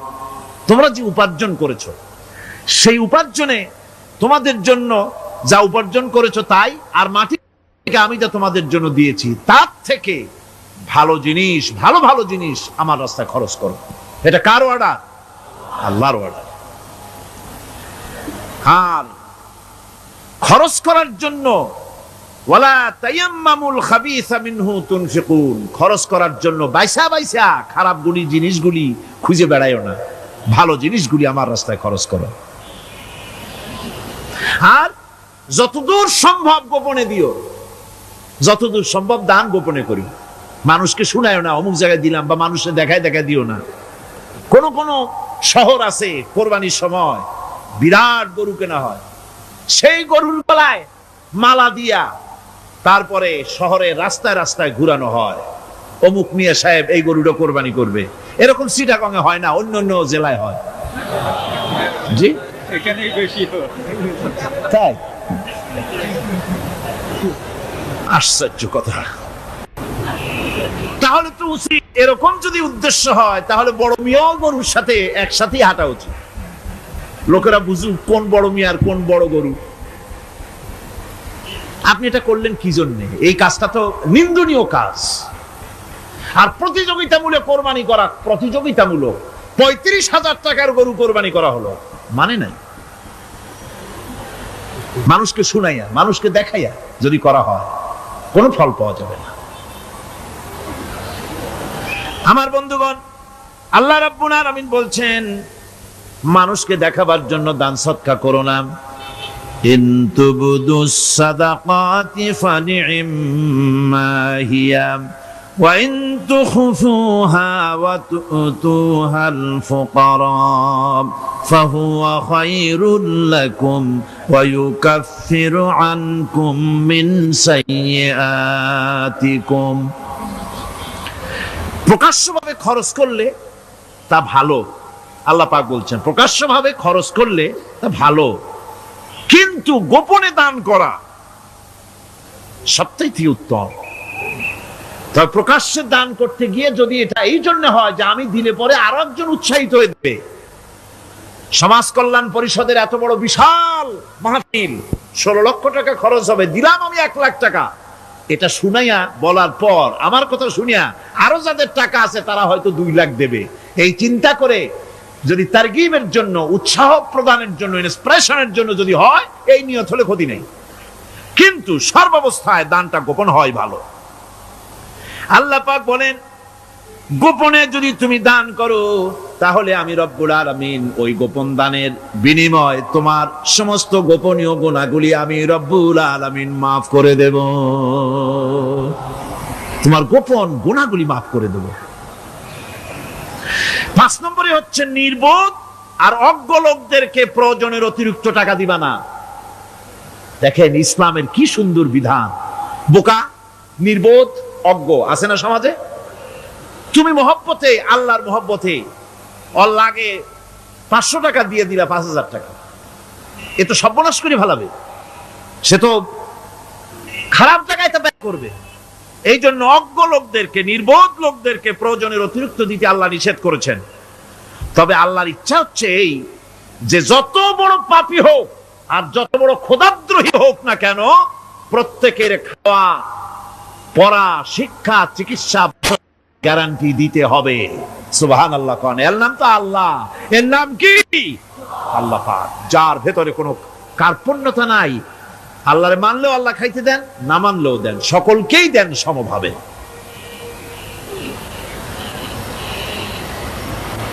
6 নম্বরে হচ্ছে কারো প্রয়োজন পূরণের জন্য যদি ধার দেওয়া হয়, যদি কাউকে ধার দেন, তা আদায় করার জন্য বারবার তাকে টাকা দেওয়া যাবে না। একথা শুনিয়া যারা ঋণগ্রস্ত আছেন তারা আবার এই সুবিধাটা নিয়েন না। সামর্থ্য থাকতে যদি যার কাছ থেকে ধার এনেছেন তাকে যদি কষ্ট দেন, অবশ্যই আল্লাহর কাছে আসামি হতে হবে কিয়ামতের দিন, কোনো সন্দেহ নাই। আর যে ব্যক্তি ধার দিয়েছেন তিনি যদি বুঝতে পারেন যে এই লোকটি আসলেই নিয়ত ভালো কিন্তু দিতে পারতেছে না, তাহলে এমন লোককে বারবার টাকা দিতে আল্লাহ নিষেধ করেছেন। তাকে শরম দিও না, তাকে সময় দাও। وَإِنْ كَانَ ذُو عُسْرَةٍ فَنَذِرَةٌ إِلَى مَيْسَرَةٍ وَأَنْ تَصَدَّقُوا خَيْرٌ لَكُمْ إِنْ كُنْتُمْ تَعْلَمُونَ। ঋণগ্রস্ত ব্যক্তির আর্থিক অবস্থা খারাপ হলে সচ্ছল হওয়া পর্যন্ত তাকে সময় দাও, আর তাকে যদি ক্ষমা করে দিতে পারো সেটা তো অনেক ভালো কথা, আল্লাহ তোমার প্রতি রহম করবেন। যদি ক্ষমার তাকে যদি সে দিতেই পারবে না এমন অবস্থা যদি হয়, তাহলে তাকে তুমি ক্ষমা করে দিও। কিছু সংখ্যক লোক আছে যারা ধার নিয়ে আসলেই ফাঁকি দিতে চায়, আছে না এমন সমাজে? না নাই? কিছু লোক আছে ধার নেয়, ভাই দেব 1 মাসের মধ্যে, কোনো সন্দেহ নাই। 6 মাস যায় তারপরেও দেয় না, অন্য কাজ করে মিটাই, অন্য কাজ মিটায়, কিন্তু এর টাকা পরিশোধ করে না। এরকম লোকও আছে, তারা আল্লাহর কাছে দায়ী হবে। একবার পত্রিকায় দেখেছিলাম কার বাড়িতে কার্টুন দিয়েছে, বাড়িতে বিরাট সাইনবোর্ড লাগাইছে, কুকুর হইতে সাবধান। তার বন্ধু বলছে, ভাই তুমি কুকুর কিনলে কবে? কয় যে না, কুকুর কিনি নাই, সাইনবোর্ড লাগাইছি পাওনাদারদেরকে ঠেকাবার জন্য, যাতে সহজে বাড়ির মধ্যে না ঢোকে। এই চালাকিটা আর কেউ বুঝুক আর না বুঝুক, আল্লাহ পাক তো খুব ভালো করেই বোঝেন। 7 নম্বরের কথা হলো দান করার ব্যাপারে, যে আপনি দান করতে করতে যা আছে সব ফতুর করে ফেলাবেন, এটা কিন্তু ইসলাম চায় না। আপনার সন্তান সন্ততিকে বঞ্চিত করে, স্ত্রী পুত্রকে বঞ্চিত করে সমানে দান করবেন, ঘরে না খায়া থাকবেন, এই অবস্থা যেন না হয়। খরচ করবেন কি? আল্লাহ পাক বলছেন, وَيَسْأَلُونَكَ مَاذَا يُنْفِقُونَ قُلِ الْعَفْوَ।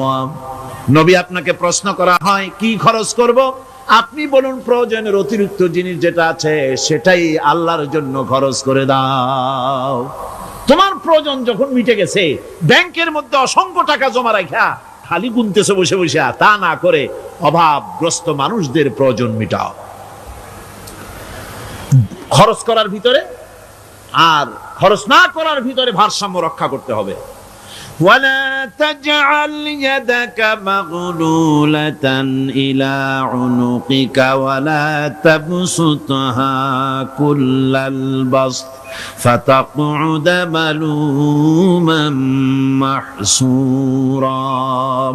তোমাদের ডানের হাত গুটায় একেবারে গলার সাথে বেঁধে রেখো না, আবার এমন বেশি ছেড়েও দিও না, কারণ এর ফলে তোমাকে অনুতপ্ত হওয়া লাগতে পারে, কার্পণ্যতাও না হয় আর দিন জমের মতো দিয়ে আর সব ফতুরু না হয়ে যাও। দুটোর মধ্যে ব্যালেন্স হতে হবে। আর 8 নম্বরে কথা হচ্ছে এই যে এই দানের উপযুক্ত কারা। আপনি তো যাকাত দিবেন কাদের, সে কথা আল্লাহ বলে দিয়েছেন, আগে বলা হয়েছে না? কয়টা খাতে দিবেন? মাশাআল্লাহ, মনে আছে আপনাদের। আর এমনি সাধারণ দান সাদকা কাদেরকে দিবেন, উপযুক্ত পাত্র কারা, তার একটা লিস্ট আল্লাহ দিচ্ছেন। وبالوالدين إحسانا وبذي القربى واليتامى والمساكين والجار ذي القربى। নিজের পিতামাতা, নিকট আত্মীয়, ইয়াতিম, মিসকিন এবং আত্মীয় প্রতিবেশী তাদেরকে দিবে। আমি কিন্তু এখন যাকাতের কথা বলছি না, মা বাপকে যাকাত দেওয়া যাবে না। এটা হচ্ছে দান, সহযোগিতা করা, ইহসান করা। এই ইহসান মা বাপকে, প্রতিবেশী আত্মীয় যারা, মিসকিন যারা, এতিম যারা, অনাত্মীয় প্রতিবেশী যারা, চলার সাথী, প্রবাসী এবং নিজের চাকর চাকরানি যা কিছু আছে, এই সকলকেই এই সাহায্য করতে হবে, এ কথা আল্লাহ বলে দিয়েছেন। এবং আমরা যে আয়াত আলোচনা করতেছি সে আয়াতের ভিতরেও এই ফেরেশতা আল্লাহ পাক বলে দিয়েছেন। আল্লাহর রাস্তায় যারা দান করবে তাদের সম্পর্কে আল্লাহ বলছেন এখন, মাসালুল লাযীনা ইউনফিকুনা আমওয়ালাহুম ফি সাবিলিল্লাহি কামাসালি হাব্বা। আল্লাহর রাস্তায় খরচ করা এর দৃষ্টান্ত হলো একটা দানার মতো, যেই দানাটা থেকে 7টা ডাল বেরিয়ে গেল। ফি কুল্লি সুমবালাতিন মিআতু হাব্বা, একটা দানা থেকে 7টা ডাল বেরোলো, এক একটা ডালে 100 করে দানা হলো, সব মিলাইয়া 700 দানা হয়ে গেল। ওয়াল্লাহু ইউদাইফু লিমান ইয়াশা ওয়াল্লাহু ওয়াসিউন আলিম। আল্লাহ পাক বলেন এই পৃথিবীতে একটা দানায় 700 দানা যে আল্লাহ রাব্বুল আলামিন তোমার হাতে ধরায় দিলেন, সে আল্লাহ পাকের ব্যাংকে যদি টাকা জমা রাখো, আল্লাহর রাস্তায় যদি খরচ করো, 700 গুণ বাড়াইয়া আল্লাহ তোমার হাতে ধরাইয়া দিবেন। আল্লাহু ইউদাইফু লিমান ইয়াশা, আর আল্লাহ ইচ্ছে করলে এর থেকেও বেশি তোমাকে দান করবেন। সুবহানাল্লাহ, কোন জোরে। আর এই দান করতে হবে মরার আগে। কোন সময় দেবেন কোন? আমার দেশে বহু মুসলমান আছে যারা বলে, হুজুর আসি আপনাদের পিছনে, যা বলেন আসি, জীবন দিয়া দেব। এরা খুব চালাক, জীবন দিতে চায়, মাল দিতে চায় না। আল্লাহ তো আগে জীবন চায় নাই, আল্লাহ আগে কি চেয়েছেন? কোন আল্লাহ আগে কি চেয়েছেন? আল্লাহ চেয়েছেন মাল। وَتُجَاهِدُونَ فِي سَبِيلِ اللَّهِ بِأَمْوَالِكُمْ وَأَنفُسِكُمْ। আল্লাহ পাক বলেন জিহাদ করো আমার রাস্তায় মাল দিয়ে আর জান দিয়ে। মাল দাও আগে, মাল না দিয়া যদি আগে মরে যাও, মালটা তো থেকেই গেল। সুতরাং মাল আগে আমার রাস্তায় দাও। দেবা কখন? মরার আগে দাও। وَأَنفِقُوا مِمَّا رَزَقْنَاكُم مِّن قَبْلِ أَن يَأْتِيَ أَحَدَكُمُ الْمَوْتُ। আমার রাস্তায় খরচ করো মৃত্যু আসার আগে। فَيَقُولَ رَبِّ لَوْلَا أَخَّرْتَنِي إِلَى أَجَلٍ قَرِيبٍ। যদি মরার আগে না দাও, মৃত্যুর সময়, মৃত্যু যখন এসে গেল, সেই সময় যদি বলো, অনুশোচনা যদি করো, আহারে যদি আমি সময় পাইতাম, একটু খানিক যদি সময় দিতে, আল্লাহ একটু সময় আমারে যদি দাও, ফাসাদ্দাকা ওয়া আকুম মিনাস সালিহিন। দান সদকা করব, সব আল্লাহর রাস্তায় দিয়ে দেব, আর আমি সালেহ বান্দাদের মধ্যে শামিল হয়ে যাব। আল্লাহ একটু সময় আমারে দাও। আল্লাহ পাক বলছেন ওয়ালা ইউআখিরাল্লাহু নাফসান ইযা জাআ আজালুহা আল্লাহু খাবীরুম বিমা তা'মালুন। মৃত্যুর নির্ধারিত সময় আসলে এক সেকেন্ড আগে পাশে করা হবে না। সুতরাং মৃত্যুর আগে খরচ করো। আপনি মনে করবেন যে আপনি মরে গেলে পরে আপনার ছেলে মেয়ে আপনার জন্য করবে, খরচ করবে। হ্যাঁ করবে ঠিক, মরার পরে কুলখানির পরে 40, তারপরে শেষ, এরপর আর করবে। আপনার ছেলে মেয়ে যে আপনার জন্য করবে তার প্রমাণ তো আপনি নিজে। আপনি আপনার ছেলের মেয়ের জন্য কি করে, আপনার মা বাবার জন্য কি করছেন? আপনার মা বাবার জন্য যদি আপনি কিছু না করে থাকেন, আপনার ছেলে মেয়ে আপনার জন্য করবে না। সুতরাং নিজের কাজ নিজে করেন। আপনার পিঠ যদি চুলকায় আর নাতিরে আর তার রাসূলের সাথে যুদ্ধ করা, নাউজুবিল্লাহ পড়ে। সুতরাং এই সুদভিত্তিক অর্থ ব্যবস্থার, এই সুদভিত্তিক অর্থ ব্যবস্থাকে নির্মূল করে দিয়ে ইসলাম যাকাত ভিত্তিক অর্থ ব্যবস্থা কায়েম করেছিল, যার ফলে মানুষ খেয়ে পরে সুখে শান্তিতে বসবাস করেছে। চুরি নাই, ডাকাতি নাই, জেনা নাই, ব্যভিচার নাই, হত্যা নাই, ধর্ষণ নাই। এমন এক সময় এসেছিল কোরআনে কারিমের বরকতে, যাকাত ভিত্তিক অর্থনীতির বরকতে, এমন এক সময় এসেছিল ময়দানে ঢোল পিটানো হতো বাজারে বাজারে, যাকাত কে নেবে, যাকাত কে নেবে, যাকাত কে নেবে। একজন মানুষও খুঁজে পাওয়া যায় নাই যে বলবে যাকাত আমার দরকার। গল্প করলাম? এটা কি গল্প? এটা বাস্তব। হযরত ওমর বিন আব্দুল আজিজ রাহমাতুল্লাহ আলাইহির জামানায় সদকার টাকা নিয়ে 3টি দিন একজন ঘুরেছেন গ্রামে গ্রামে, ময়দানে ময়দানে। একটা গরিব খুঁজতেছেন সদকার টাকা দেবে, গরিব খুঁজে পাওয়া যায় না। ক্লান্ত শ্রান্ত হয়ে মরুদ্যানের ভিতরে আরাম করতেছেন, এমন সেখানে আর একটা লোক আসছে, ধুলা মলিন বড় একটা বস্কা তার সাথে। এই লোকটি তার কাছে গিয়ে বলছে, ভাই আল্লাহ আপনারে আমারে মিলাই দিছে, 3 দিন পর্যন্ত ঘুরেছি কিছু সদকার টাকা নিয়া, এত বড় দেশের এত জায়গা ঘুরলাম, একটা গরিব পাই নাই যে তারে দেব, আল্লাহ আপনারে মিলাই দিছে, নেন এই টাকাগুলা। কয় যে তোমার মাথা খারাপ না স্ক্রু ঢিলা? তুমি কি মনে করছো আমার এই বস্কার মধ্যে ছেঁড়া খাতা? তোমার টুপলায় যে টাকা আছে আমার বস্তায় তার থেকে অনেক বেশি টাকা আছে। তুমি ঘুরতেছো 3 দিন, আমি ঘুরতেছি সপ্তাহকাল, একটা ভিক্ষুক পাই নাই। এটা কিসের বরকতে? ইসলামী অর্থনীতির বরকতে। যখন কিসের বরকতে? কপাল পোড়া জাতি, কপাল পোড়া জাতি। সেই বরকতপূর্ণ সমাজ ব্যবস্থার দিকে না গিয়ে কোন নেতা কোন নেত্রী কি কইল সেদিকে দৌড়ায়, সেদিকেই দৌড়ায় পাগলের মতো। হেমিলেনের বংশীবাদক বাঁশি বাজায় চললো, আর ইঁদুর বাঁদর সব পিছনে ছুটলো। এর কোনো মানে হয় না। যাকাত হচ্ছে পবিত্র করে দেওয়া। নামাজের পর ইসলামের সবচাইতে গুরুত্বপূর্ণ ব্যাপার হলো নামাজ।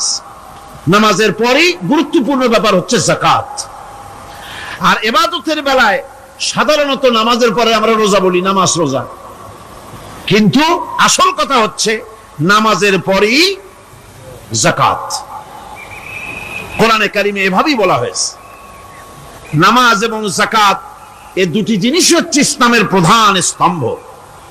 ইসলামী রাষ্ট্র যদি হয়, যদি দেশটা ইসলামী রাষ্ট্র হয়ে যায়, তাহলে মুমিনরা যদি ক্ষমতায় আসে তাহলে কি কাজ করবে?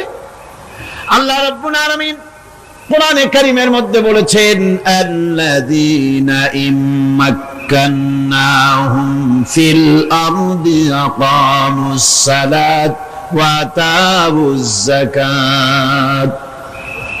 আমার মুমিন বান্দারা যদি ক্ষমতায় আসে, মুমিনরা যদি ক্ষমতা পায়, তাহলে 4খানা কাজ করবে। কয়খান কাজ? জোরে চিল্লায় কোন কয়খান? প্রথম কাজ, ক্ষমতায় এসেই নামাজ প্রতিষ্ঠা করবে। প্রথম কাজ কি? নামাজ প্রতিষ্ঠা করবে। সে নামাজের কথা বলবো কালকে। 2 নম্বরের কাজ হলো যাকাত আদায় করবে। 2 নম্বরের কাজ কি? যাকাত আদায় করবে। যাকাত বোর্ড গঠন করবে না, যাকাত আদায় করবে। যে সরকার নামাজ প্রতিষ্ঠা করে না, সে সরকারের যাকাত বোর্ড করে যাকাত আদায় করার অধিকার থাকার কথা নয়। সুবিধাবাদ জিন্দাবাদ দিলে তো চলবে না। যাকাতের টাকা নিয়ে করেন কল্যাণমূলক কাজ, কিন্তু আল্লাহর হুকুম তো সেরকম না। আল্লাহর প্রথম হুকুম হলো নামাজ প্রতিষ্ঠা করতে হবে, তারপরে যাকাত আদায় করতে হবে। কোরআন শরীফ খোলার সাথে সাথে যে জিনিসটা নজরে পড়ে সেটা কি? কোরআনে কারীম খোলার সঙ্গে সঙ্গে যে জিনিসটি নজর পড়ে তা হলো আলিফ লাম মিম যালিকাল কিতাবু লা রাইবা ফীহি হুদাল লিল মুত্তাকিন আল্লাযীনা ইউমিনুনা বিল গায়বি ওয়া ইউকিমুনাস সালাতা ওয়া মিম্মা রাযাকনাহুম ইউনফিকুন। এই কিতাবের মধ্যে কোনো সন্দেহ নাই, মুত্তাকিনদের জন্য এই কিতাব হেদায়েত, হেদায়েতের জন্য এসেছে। আর মুত্তাকি হচ্ছে তারা যারা নাকি গায়েবের প্রতি ঈমান আনে, অদৃশ্যকে বিশ্বাস করে, নামাজকে প্রতিষ্ঠা করে, আর আমি যে রিজিক দিয়েছি তার দ্বারা আমার রাস্তায় খরচ করে। ইসলাম নামাজের পরই যাকাতের জায়গাটা দিয়েছে। যেখানেই আছে আকিমুস সালাত, সেখানেই আছে ওয়াতুজ যাকাত। দেখছেন কি ধরনের একটা মিল? যেখানেই নামাজ প্রতিষ্ঠা করো সেখানে যাকাত আদায় করো। তার মানে হলো নামাজ সঠিকভাবে প্রতিষ্ঠা হতেই পারে না যাকাত ভিত্তিক অর্থ ব্যবস্থা পরিচালিত হওয়া ছাড়া। কারণ একটি গরিব মানুষ, পেটে খাবার নাই, সে নামাজ পড়তে যখন দাঁড়িয়েছে তার নিজের পেটে খাবার নাই, তার বাচ্চা অসুখে তড়পাচ্ছে, তার ছেলের পরীক্ষার ফি নাই, ফি দেওয়ার মতো পয়সা নাই, তার স্ত্রীর পরনে কাপড় নাই, নামাজ পড়তে দাঁড়িয়েছে, স্বাভাবিকভাবেই নিজের ক্ষুধার যন্ত্রণা, বিবি বাল বাচ্চার কষ্টের কথা এগুলি তার মনের মধ্যে তোলপাড় করে উঠবে। এ কথা আল্লাহর চাইতে আর কে ভালো বুঝবে? সেই জন্য আল্লাহ পাক বলেছেন আকিমুস সালাত ওয়া আতুজ যাকাত, নামাজ প্রতিষ্ঠা করো, যাকাত আদায় করো। নামাজ আর যাকাতকে পাশাপাশি রাখা হয়েছে। আর এই নামাজ আর যাকাত দুনিয়ার সমস্ত নবীদের উপর আল্লাহ ফরজ করেছিলেন। কোন সুবহানাল্লাহ।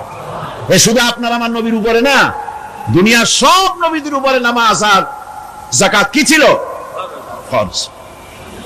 হযরত ইব্রাহিম আলাইহিস সালাম এবং তার বংশের নবীদের কথা উল্লেখ করার পর আল্লাহ রাব্বুল আলামিন বলছেন ওয়াজআলনাহুম আইম্মাতান ইয়াহদুনা বিআমরিনা وأوحينا إليهم فعل الخيرات وإقام الصلاة وإيتاء الزكاة وكانوا لنا عابدين وجعلناهم أئمة আমি সমস্ত নবীদেরকে নেতা বানাইছি। সমস্ত নবীরা কি?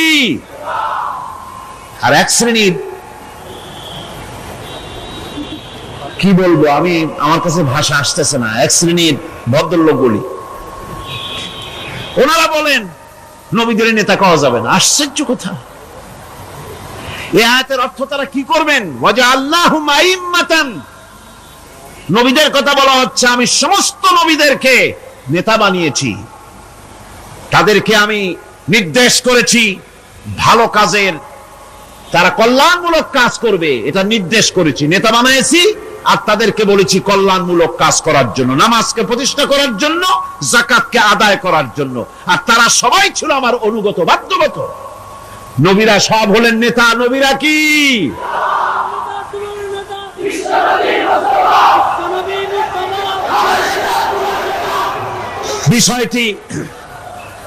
বিষয়টি ওনারা বুঝতে চান না, বিষয়টি ওনারা বুঝতে চান না, তাই নবীকে ওনারা নেতা বলতে চান না। বাংলায় আপত্তি করেন, সাইয়েদেনা বলতে আপত্তি করেন না। সাইয়েদেনা মানেই তো আমাদের নেতা। দরুদ শরীফ পড়লেই তো আল্লাহুম্মা সাল্লি আলা সাইয়েদেনা বলি, মানেই হলো আমাদের নেতা। ইংরেজি বললে অসুবিধা নাই, উর্দুতে বললে অসুবিধা নাই, আরবিতে বললে অসুবিধা নাই, বাংলায় নেতা বললেই অসুবিধা। কেন হইল? কারা জানি স্লোগান দেয় অমুক আমার নেতা, তোমার নেতা অমুক তমুক, সেই জন্য হুজুর সাল্লাল্লাহু আলাইহি ওয়াসাল্লাম নেতা কওয়া যাবে না। একটা কথা হইল, রাসূল করিম সাল্লাল্লাহু আলাইহি ওয়াসাল্লাম নবীরাই যদি নেতা না হন, তাহলে নবীরা কি অনুসারী? নাউযুবিল্লাহি মিন যালিক। রাসূলকে বলা হয় ইমামুল মুরসালিন। আমাদের হুজুরকে কি বলা হয়? আমাদের রাসূলকে কি বলা হয়? ইমামুল মুরসালিন। মানে কি? সমস্ত নবীদের নিয়ে উনি নামাজের, সমস্ত নবীর একটা মসজিদে নামাজ পড়তেন, উনি সেখানে ইমামতি করতেন নাকি?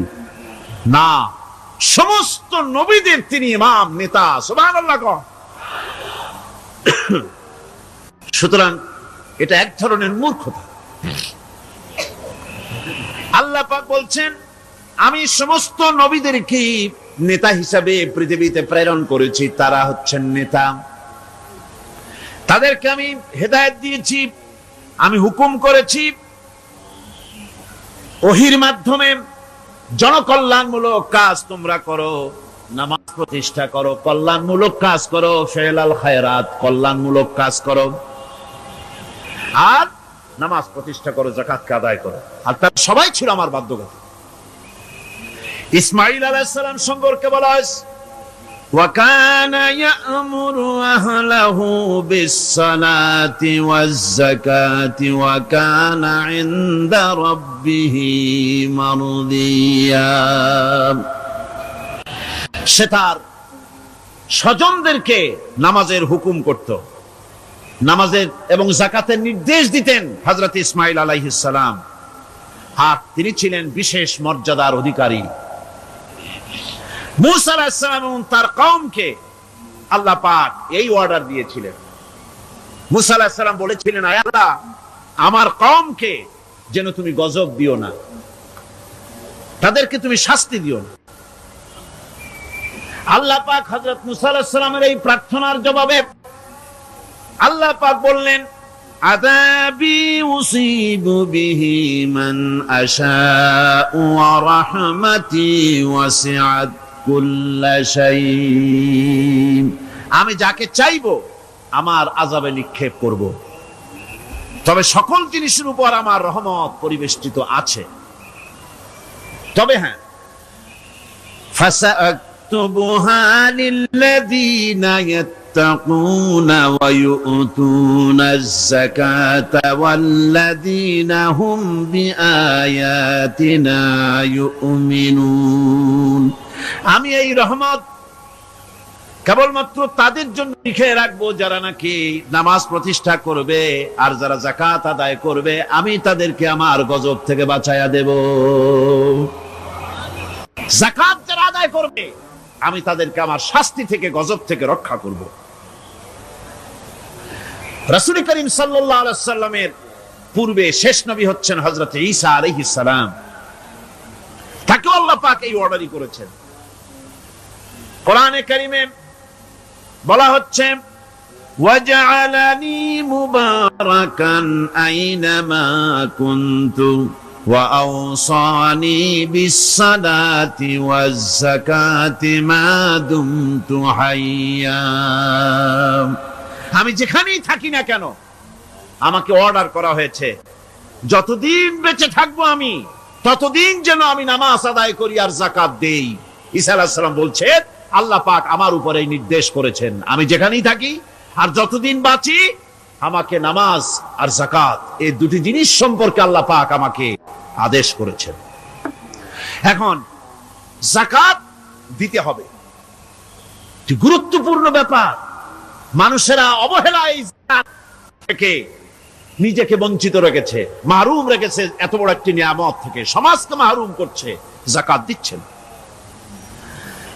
কোরআনে কারীমের 3টি আয়াতে যাকাতের কথা এভাবে বলা হয়েছে, ইয়া আইয়ুহাল্লাযীনা আমানু আনফিকু মিন তাইয়্যিবাতি মা কাসাবতুম ওয়া মিম্মা আখরাজনা লাকুম মিনাল আরদ। হে ইমানদার লোকেরা, তোমরা যে সব পবিত্র অর্থ সম্পদ উপার্জন করো সেগুলি, এবং আমি জমিন থেকে তোমাদের যে ফসল দান করি, ফসল উৎপাদন করে দেই, তার থেকে তোমরা আল্লাহর পথে খরচ করো। এগুলো 1 নম্বর আয়াত। 2 নম্বর, প্রথম আয়াত বলা হয়েছে সূরা বাকারায়, আর সূরা আনআমে বলা হচ্ছে কুলু মিন সামারিহি ইযা আসমারা ওয়া আতু হাক্কাহু ইয়াওমা হাসাদিহি। তার উৎপাদিত ফল ফসল তোমরা খাও, আর ফসলের একটি অংশ ফসল কাটার দিনেই আল্লাহর হকটা, আল্লাহর অধিকারটা আদায় করে দাও। যেদিন তোমরা ফসল কাটবে সেদিনই এই অধিকারটা আদায় করে দাও। এই যে একটা ফরজ, এই ফরজটা মুসলমানেরা বেমালুম ভুলে গিয়েছে। ফসলের যাকাত তারা দেয় না। ফসলের যাকাতকে বলা হয় ওশর। কি বলা হয়? ওশর। এই ওশর এখন যদি আপনি গ্রামে গিয়া কোন শিক্ষিত লোককে যদি জিজ্ঞেস করেন, ভাই ওশর কি চেনো? সে বলবে, ভাই ওশর এটা কি জাতীয় প্রাণী, সারপোকা না তেলাপোকা না আরশোলা, আমি তো এই নামটাম তেমন শুনি টুনি নাই, বুঝবি না ওশরটা কি জিনিস। অথচ নামাজ রোজার মতোই ফরজ ওশর আদায় করা। কবে আদায় করবেন? যেদিন আপনি ফসল কাটবেন সেই দিনই ওশর আদায় করে দিবেন। পরিমাণটা কি হবে? পরিমাণ হবে আকাশের বৃষ্টির পানি দিয়ে, আকাশের বৃষ্টির পানি দিয়া যদি ফসল হয় তাহলে দিবেন 10 ভাগের 1 ভাগ। 10 মণ যদি ধান হয়, গম হয়, ডাল হয়, 1 মণ আল্লাহর অধিকার আদায় করে দিবেন। অধিকারটা কার? আল্লাহ কি করবে দিয়ে? আল্লাহর অধিকার মানে গরিবের অধিকার, গরিবের হক। এই অধিকারটা আদায় করে দাও। 10 মণ হলে কয় মণ? কি হলে? যদি আকাশের বৃষ্টির পানিতে হয়। আর যদি আপনার সেচের মাধ্যমে হয়, সেচ পরিকল্পনার মাধ্যমে পয়সা খরচ করে পেট্রোল ডিজেল লাগায়া ইঞ্জিন চালায়া পানি উঠাইয়া কষ্ট করে ফসল ফলাইছেন, তাহলে আল্লাহ পাক বলছেন 10 মণে 1 মণ দেওয়া লাগবে না, তোমার খরচ হইছে বেশি। বান্দারে, তোমার উপরে আল্লাহ পাক জুলুম করবেন না, এবার 20 মণ হলে তার থেকে 1 মণ দিও। সুবহানাল্লাহ। ওয়ামাল্লাহু বিযাল্লামিল লিল আবিদ। আল্লাহ রাব্বুল আলামিন তার বান্দার উপর জুলুম করেন না। সুবহানাল্লাহ কোন। এইভাবে করে ওশরের যাকাতটা তোমরা ঠিকমতো আদায় করে দিও। ওশরটা দিও, ফসলের ওশর দিও, আর টাকার যাকাত দিয়ে দিও। যারা এটা দিবে না তাদের সম্পর্কে আল্লাহ পাক সূরা তওবার ভিতরে বলেছেন, والذين يكنزون الذهب والفضة ولا ينفقونها في سبيل الله فبشرهم بعذاب أليم। যারা নাকি স্বর্ণ এবং রৌপ্যকে সঞ্চয় করে, জমা করে, ওয়ালা ইউনফিকুনাহা ফি সাবিলিল্লাহ, আর আল্লাহর রাস্তায় তা খরচ করে না, ফাবাশশিরহুম বিআযাবিন আলীম, তাদেরকে কঠিন পীড়াদায়ক শাস্তির সুসংবাদ দাও। পীড়াদায়ক শাস্তির কি দাও? শাস্তির কি সুসংবাদ হয় নাকি? হত উচিত ছিল শাস্তির দুঃসংবাদ শোনাও না, আল্লাহ বলছেন সুসংবাদ শোনাও। এটার দৃষ্টান্তটা আমার ভাষায় আমি মানুষকে এভাবে বুঝাই। ছেলে খুব দুষ্ট, দুষ্টামির ঠেলায় অস্থির, তার মা মোটেই সামলাতে পারছে না। তখন মা বলে, বেটা আমার কথা তো শুনলি না, তোর বাবা আসুক, তারপরে আমি তারে নালিশ করব। এমন পিট্টি দেবে, মজা টের পাবি। তখন পিট্টি দিলে কি মজা লাগে নাকি? তার মানে শাস্তির তীব্রতা বুঝাবার জন্য বলা হচ্ছে, মজাটা টের পাবা। আল্লাহ রাব্বুল আলামিন বলছেন, কঠিন পীড়াদায়ক শাস্তির সুসংবাদ ওদের দাও। সোনা রূপা যারা জমা করে রাখে, যাকাত দেয় না, আল্লাহর রাস্তায় খরচ করে না। সোনা এখন পুরুষেরাও ব্যবহার করা আরম্ভ করছে। অবশ্য চিটাগং এ এমন কাম শুরু হয় নাই। ছাত্র, শিক্ষক, অফিসার গলায় একটা সোনার চেন, শীতের দিনেও সামনের বোতাম খুলে রাখে যাতে চেনটা সকলে দেখে। মিয়া সাহেব, এটা সোনার চেন না, এটা জাহান্নামের জাহান্নামের আগুনের শিকল পড়েছো। পুরুষের জন্য এক রত্তি সোনাও হারাম। তোমার শরীরের সৌন্দর্য বাড়াবার জন্য স্বর্ণ ব্যবহার করতে পারবে না। স্বর্ণ রৌপ্য জমা করলো আর আল্লাহর রাস্তায় খরচ করলো না। রব্বুল আলামিন বলেন ইয়াউমা ইউহমা আলাইহা ফি নারি জাহান্নামা ফাতুকওয়া বিহা জিবাহুহুম ওয়া জুনুবুহুম ওয়া যুহুরুহুম। একদিন আসবে এমন যেদিন এই সঞ্চিত ধনরাশি সোনা দানাগুলি জাহান্নামের আগুন দিয়ে জ্বালানো হবে। আর জাহান্নামের আগুন দিয়ে জ্বালায়া এইগুলি দিয়ে তার পিঠের উপরে আর পাঁজরে সিল মারা হবে জাহান্নামের আগুন দিয়া। বলা হবে হাদা মা কানাজতুম লিআনফুসিকুম ফাযুকু মা কুনতুম তাকনিজুন। মজা চাখো, স্বাদ গ্রহণ করো। এ হলো তোমার সেই সঞ্চিত সম্পদ, সঞ্চিত ধনরাশি যা তুমি জমা করেছো আর আল্লাহর রাস্তায় খরচ করনি। এখন এর শাস্তি গ্রহণ করো। সুতরাং সঞ্চয় করা, মাল জমা করা এক শ্রেণীর লোক আছে। আল্লাহ পাক বলছেন আল্লাযী জামা মালান ওয়া আদ্দাদা। মাল জমা করে আর মোছে তেল মাখে। টেলিফোন করে, হ্যালো সোনালী ব্যাংকের ম্যানেজার সাহেব নাকি? বলে হ্যাঁ, দেখুন তো আমার ব্যালেন্সটা কত।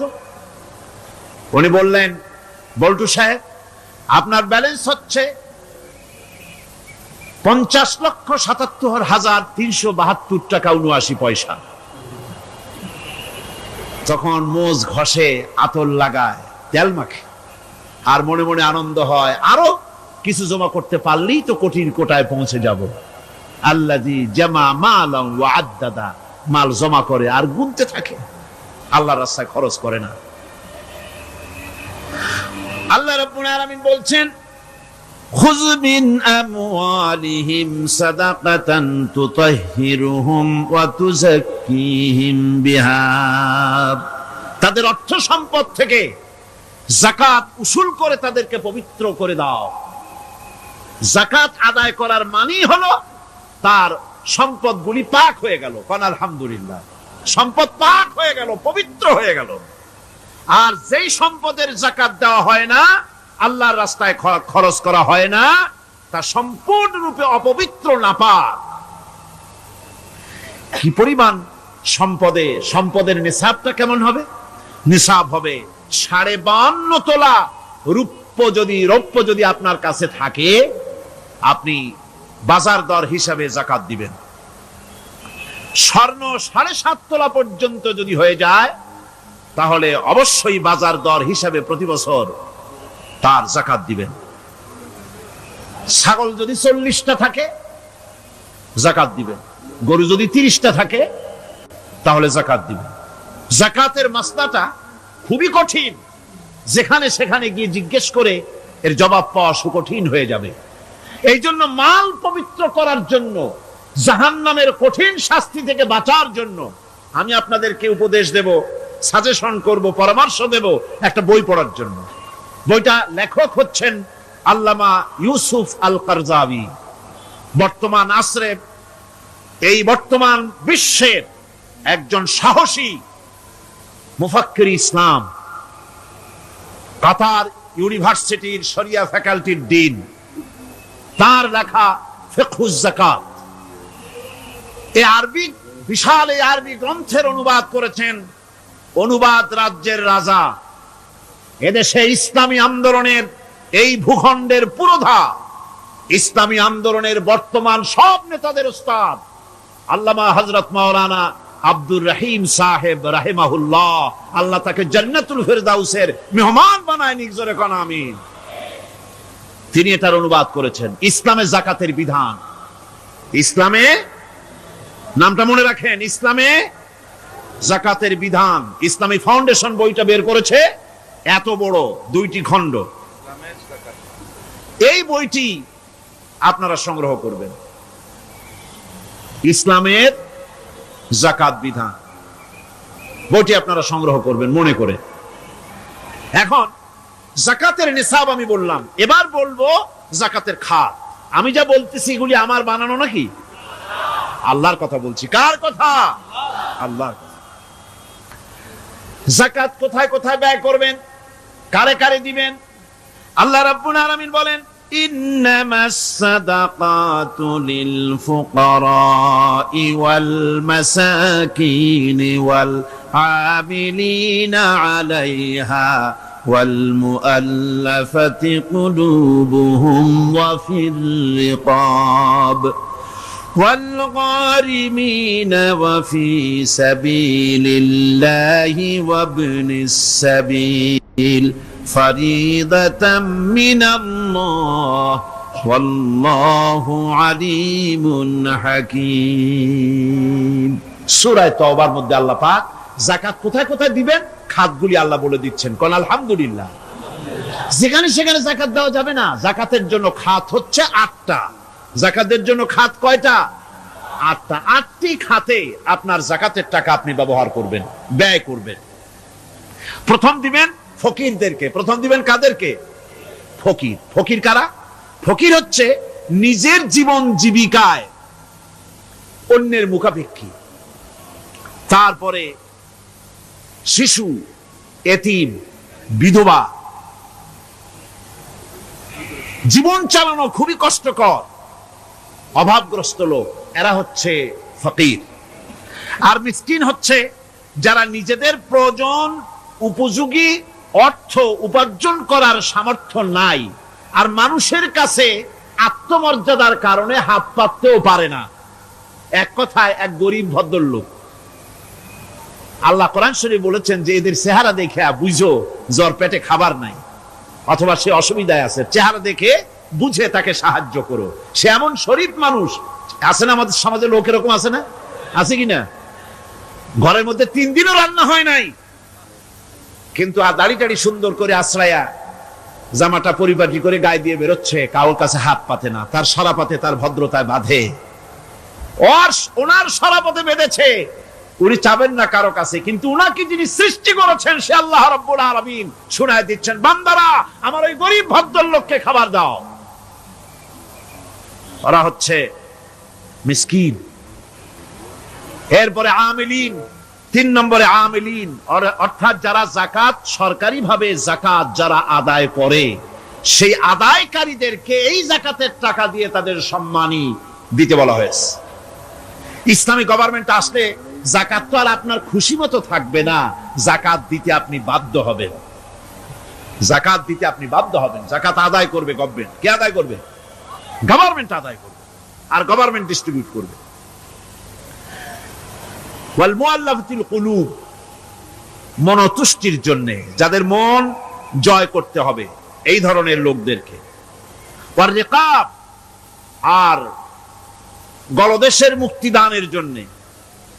ওয়াল গারিমিন, আর ঋণগ্রস্ত ব্যক্তি, তাও আবার এমন পর্যায়ের যে ঋণ পরিশোধ করতে গেলে যদি তার এমন অবস্থা হয় যে তার কাছে যাকাত দেওয়ার মতো টাকা থাকে না, এরকমের অবস্থা যদি হয় তাহলে যাকাতের টাকা দিয়ে তার ঋণ পরিশোধ করে দেওয়া যেতে পারে। ফি সাবিলিল্লাহ। এরপরে হচ্ছে জিহাদের রাস্তা। জিহাদের রাস্তা মানে জিহাদ যখন শুরু হবে সেই জিহাদের ময়দানে আপনি বন্দুক রাইফেল কিনে দেওয়ার সাহায্য করবেন, সেটা নয়। কিন্তু শুধু এটাকেই বোঝানো হয় নাই। ফি সাবিলিল্লাহ বলতে বোঝানো হয়েছে আল্লাহর রাস্তায় সংগ্রামরত সব ব্যাপারে আপনি সাহায্য করবেন। ইসলামী আন্দোলনের জন্য করবেন, যারা ইসলামের জন্য বইপত্র লেখে তাদের জন্য করবেন, যদি পয়সায় কুলাতে না পারে সেখানে সাহায্য করবেন। ইসলামী আন্দোলনকে বিজয় করার জন্য সাহায্য করবেন। এক কথায় আল্লাহর রাস্তা বলতে যা বুঝায় এগুলিকে দিবেন। ইবনে সাবিল, এরপরে পথিক মুসাফির। পথিক মুসাফির সে যদি বাড়িতে ধনী থাকে, ঢাকায় ধনী, কিন্তু চট্টগ্রামে এসে সর্বহারা হয়ে গেছে, টাকা পয়সা সব লুটপাট হয়ে গেছে, এখন বাড়ি ফেরার উপায় নাই, যাকাতের টাকা দিয়ে তাকে সাহায্য করা যেতে পারে। এই 8টি খাতে এভাবে যাকাত দেওয়ার জন্য আল্লাহ খাত সৃষ্টি করেছেন। কয়টা খাত হলো? 8টা খাত। ইসলাম যাকাত ভিত্তিক অর্থ ব্যবস্থা কায়েম করে, আর অনৈসলামিক সরকার সুদ ভিত্তিক অর্থ ব্যবস্থা কায়েম করে। যাকাত আর সুদের মধ্যে পার্থক্য কি? যাকাত হচ্ছে, এক কথায় বুঝাই, ব্যাখ্যা দেব না, এক কথায় বুঝাবো। যাকাত হচ্ছে ধনীদের কাছ থেকে নেও, গরিবদেরকে দাও। আবার শুনুন, যাকাত হচ্ছে ধনীদের কাছ থেকে নাও, গরিবদেরকে দাও। আর সুদ হচ্ছে গরিবদের কাছ থেকে নাও, ধনীদেরকে দাও। টাকায় টাকা টানে, একজনে শুনছিল টাকায় টাকা টানে, সে মনে করলো কেমনে টাকায় টাকা টানে। তারপরে সে এক ব্যাংকের সামনে গিয়ে অনেক টাকার মধ্যে নিজের একটা টাকা ছুড়ে মেরেছে। ঘন্টা 2 দাঁড়ায় আছে, দেখে যে তার টাকা আসে না। তখন ব্যাংকের দারোয়ান এসে পিছন থেকে গলাটা ঠেসে ধরছে, বেটা তুমি চোর নাকি, না হাইজাকার, না মাস্তান, না সাদাবাজ? কয় যে না, আমি এর কোনোটাই না। তাহলে এই পজিশন নিয়ে দেখতেছো কি? কয় যে আমি শুনছিলাম টাকায় টাকা টানে, সেজন্য আমার পকেটে একটা টাকা ছিল, ওই যে কেশিয়ার টাকাগুলি গুনতেছে ওইখানে মারলাম, দেখিনি টাকা, আমার টাকায় কিছু টাকা টাইমে আনে। এতক্ষণ দাঁড়ানো, আমার টাকা তো টানলই না, আমার যে একটা টাকা তাও আসে না। দারোয়ান বলছে, বেটা তুমি ঠিকই শুনেছো, টাকায় টাকা ঠিকই টানে, ওই অনেকগুলা টাকা তোমার একটা টাকারে এমন ভাবে টাইনিয়া ধরছে, বাইরে আবার উপায় নাই। সুদভিত্তিক অর্থ ব্যবস্থায় গরিবরা এভাবে শোষিত হয়। শোষিত হয় কারা? গরিবরা। সিনেমা কারা বানায়? ধনীরা। শোষিত হয় কারা? গরিবরা। লক্ষ্য করেন, তাকান, আল্লাহর কথা কত বাস্তব। ধনীরা সিনেমা বানায়, শোষিত হচ্ছে গরিবেরা। রিক্সা চালায়, ঠেলা গাড়ি চালায়, মাথার ঘাম পায়ে ফেলেছে, পরিশ্রান্ত হয়েছে, বিকাল বেলায় সেই টাকা নিয়ে যাচ্ছে বাজার করতে। সিনেমা হলের সামনে যায় দেখে সর্বনাশ, যুবক একটা যুবতীর জড়ায় ধরছে 2 হাত দিয়া, নিচে লেখা কি যে প্রেম আর কত যে জ্বালা। বেচারা গরিব মানুষ মাথা গরম হয়ে গেছে এটা দেখিয়া, যে বাইরে যদি এত জ্বালা, ভিতরে না জানি কত মজা। যে টাকা দিয়ে চাউল কিনতো, সেই টাকা দিয়া টিকিট কিনে সিনেমায় ঢুকলো। এর মাথা ঘামানো পয়সাগুলি পাইলো কে? বড় লোকই পেল। বড় লোকেরা ব্যাংকে টাকা রাখে, গরিব মানুষেরা ব্যাংক থেকে টাকা লোন নেয়। কৃষি লোন নিল, গরু কিনলো, বীজ কিনলো, সার কিনলো। আকাশ থেকে বৃষ্টি হলো না, অনাবৃষ্টি, অতিবৃষ্টি, খরার কারণে ফসল হলো না। ব্যাংক কি তার লোন মাফ করবে? তার সুদ মাফ করবে? শেষ পর্যন্ত গরুটা বেচা, মায়ের হাতের, বউ হাতের শেষ চুরি গাছা বিক্রি করে লোন পরিশোধ করলো। বড় লোকের টাকা ওখানে ছিল, ওই টাকায় আরো টাকা গিয়ে জমলো, আর গরিব ফতুর হয়ে গেল। এই জন্য আল্লাহ পাক বলেছেন, সুদ হচ্ছে ওয়াহাল্লাল্লাহুল বায়আ ওয়া হাররামার রিবা। আল্লাহ পাক ব্যবসাকে করেছে হালাল, সুদকে করেছেন হারাম। এই সুদের মধ্যে 70টি গুনাহ, তার ছোট্ট গুনাহ হলো নিজের মায়ের সাথে জিনা করা। জোরে কোন নাউজুবিল্লাহ। মায়ের সাথে জিনা করার চাইতেও নিকৃষ্ট, এটা হলো ছোট গুনাহ। টের পাইছেন? এটি হলো ছোট গুনাহ। তাহলে বড় গুনাহ কি? বড় গুনাহ হচ্ছে আল্লাহ আর তার রাসূলের সাথে যুদ্ধ করা। নাউজুবিল্লাহ পড়ে। সুতরাং এই সুদ ভিত্তিক অর্থ ব্যবস্থার, এই সুদ ভিত্তিক অর্থ ব্যবস্থাকে নির্মূল করে দিয়ে ইসলাম যাকাত ভিত্তিক অর্থ ব্যবস্থা কায়েম করেছিল, যার ফলে মানুষ খেয়ে পরে সুখে শান্তিতে বসবাস করেছে। চুরি নাই, ডাকাতি নাই, জেনা নাই, ব্যভিচার নাই, হত্যা নাই, ধর্ষণ নাই। এমন এক সময় এসেছিল কোরআনে কারিমের বরকতে, যাকাত ভিত্তিক অর্থনীতির বরকতে, এমন এক সময় এসেছিল ময়দানে ঢোল পিটানো হতো বাজারে বাজারে, যাকাত কে নেবে, যাকাত কে নেবে, যাকাত কে নেবে। একজন মানুষও খুঁজে পাওয়া যায় নাই যে বলবে যাকাত আমার দরকার। গল্প করলাম? এটা কি গল্প? এটা বাস্তব। হযরত ওমর বিন আব্দুল আজিজ রাহমাতুল্লাহ আলাইহির জামানায় সদকাত টাকা নিয়ে 3টি দিন একজন ঘুরেছেন গ্রামে গ্রামে, ময়দানে ময়দানে। একটা গরিব খুঁজতেছেন, সৎকার টাকা দেবে, গরিব খুঁজে পাওয়া যায় না। ক্লান্ত শ্রান্ত হয়ে মরুদ্যানের ভিতরে আরাম করতেছেন, এমন সময় দেখতে পেলেন সেখানে আরেকটা লোক আসছে, ধুলা মলিন বড় একটা বস্কা তার সাথে। এই লোকটি তার কাছে গিয়ে বলছে, ভাই আল্লাহ আপনারে আমারে মিলাই দিছে, 3 দিন পর্যন্ত ঘুরেছি কিছু সৎকার টাকা নিয়া, এত বড় দেশের এত জায়গা ঘুরলাম, একটা গরিব পাই নাই যে তারে দেব, আল্লাহ আপনারে মিলাই দিছে, নেন এই টাকাগুলা। কয় যে তোমার মাথা খারাপ না স্ক্রু ঢিলা? তুমি কি মনে করছো আমার এই বস্কার মধ্যে ছেঁড়া খাতা? তোমার টুপলায় যে টাকা আছে আমার বস্তায় তার থেকে অনেক বেশি টাকা আছে। তুমি ঘুরতেছো 3 দিন, আমি ঘুরতেছি সপ্তাহকাল, একটা ভিক্ষুক পাই নাই। এটা কিসের বরকতে? ইসলামী অর্থনীতির বরকতে। যখন কিসের বরকতে? কপাল পোড়া জাতি, কপাল পোড়া জাতি। সেই বরকতপূর্ণ সমাজ ব্যবস্থার দিকে না গিয়ে কোন নেতা কোন নেত্রী কি কইল সেদিকে দৌড়ায়, সেদিকেই দৌড়ায় পাগলের মতো। হেমিলেনের বংশীবাদক বাঁশি বাজায় চললো, আর ইঁদুর বাঁদর সব পিছনে ছুটলো। এর কোনো মানে হয় না। বন্ধুগণ, আল্লাহ রাব্বুল আলামিন এই যাকাত ব্যবস্থার মাধ্যমে বিরাট পরিবর্তন এনে দিয়েছিলেন। এটি আল্লাহ পাকের একটি বিশাল নিয়ামত। এই নিয়ামত আল্লাহ পাক ইসলামী রাষ্ট্রকে দান করেছেন। আর যাকাতই বরকত। হালালে বরকত হয়, হারামে তো আর বরকত হয় না। কথা ঠিক কিনা কন? এখন আল্লাহর রাহে যে আপনি খরচ করবেন, সেই খরচ করার জন্য আল্লাহ রাব্বুল আলামিন কয়েকটা মূলনীতি দিয়েছেন। কিভাবে কি মন মানসিকতা নিয়ে খরচ করবেন, খরচ করলেই কিন্তু সওয়াব হবে না।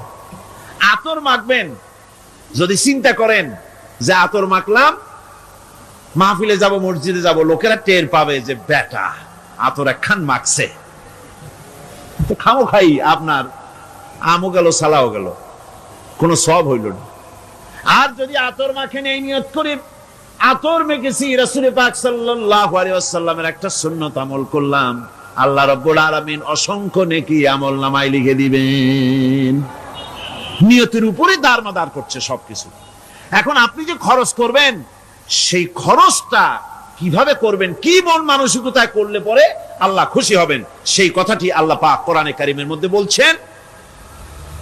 আমি আপনাদের সামনে সেগুলি বলছি।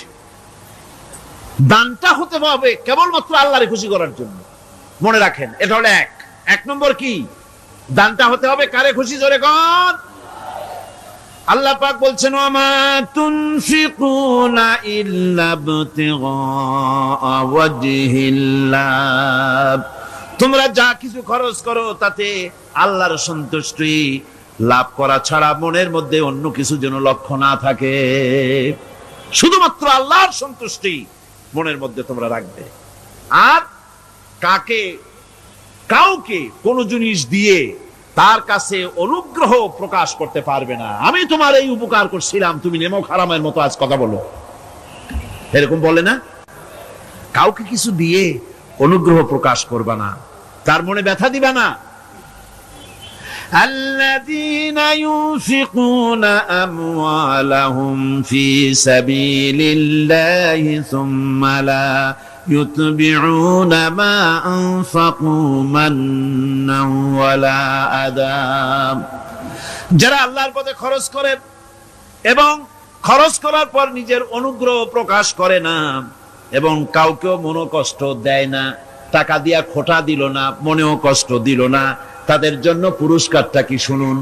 আল্লাহ পাক বলেন পুরস্কার হচ্ছে লাহুম আজরুহুম ইনদা রাব্বিহিম ওয়ালা খাউফুন আলাইহিম ওয়ালা হুম ইয়াহজানুন, ওদের জন্য তার পরওয়ারদিগারের কাছে রয়েছে বিরাট পুরস্কার, আজরে আজিম।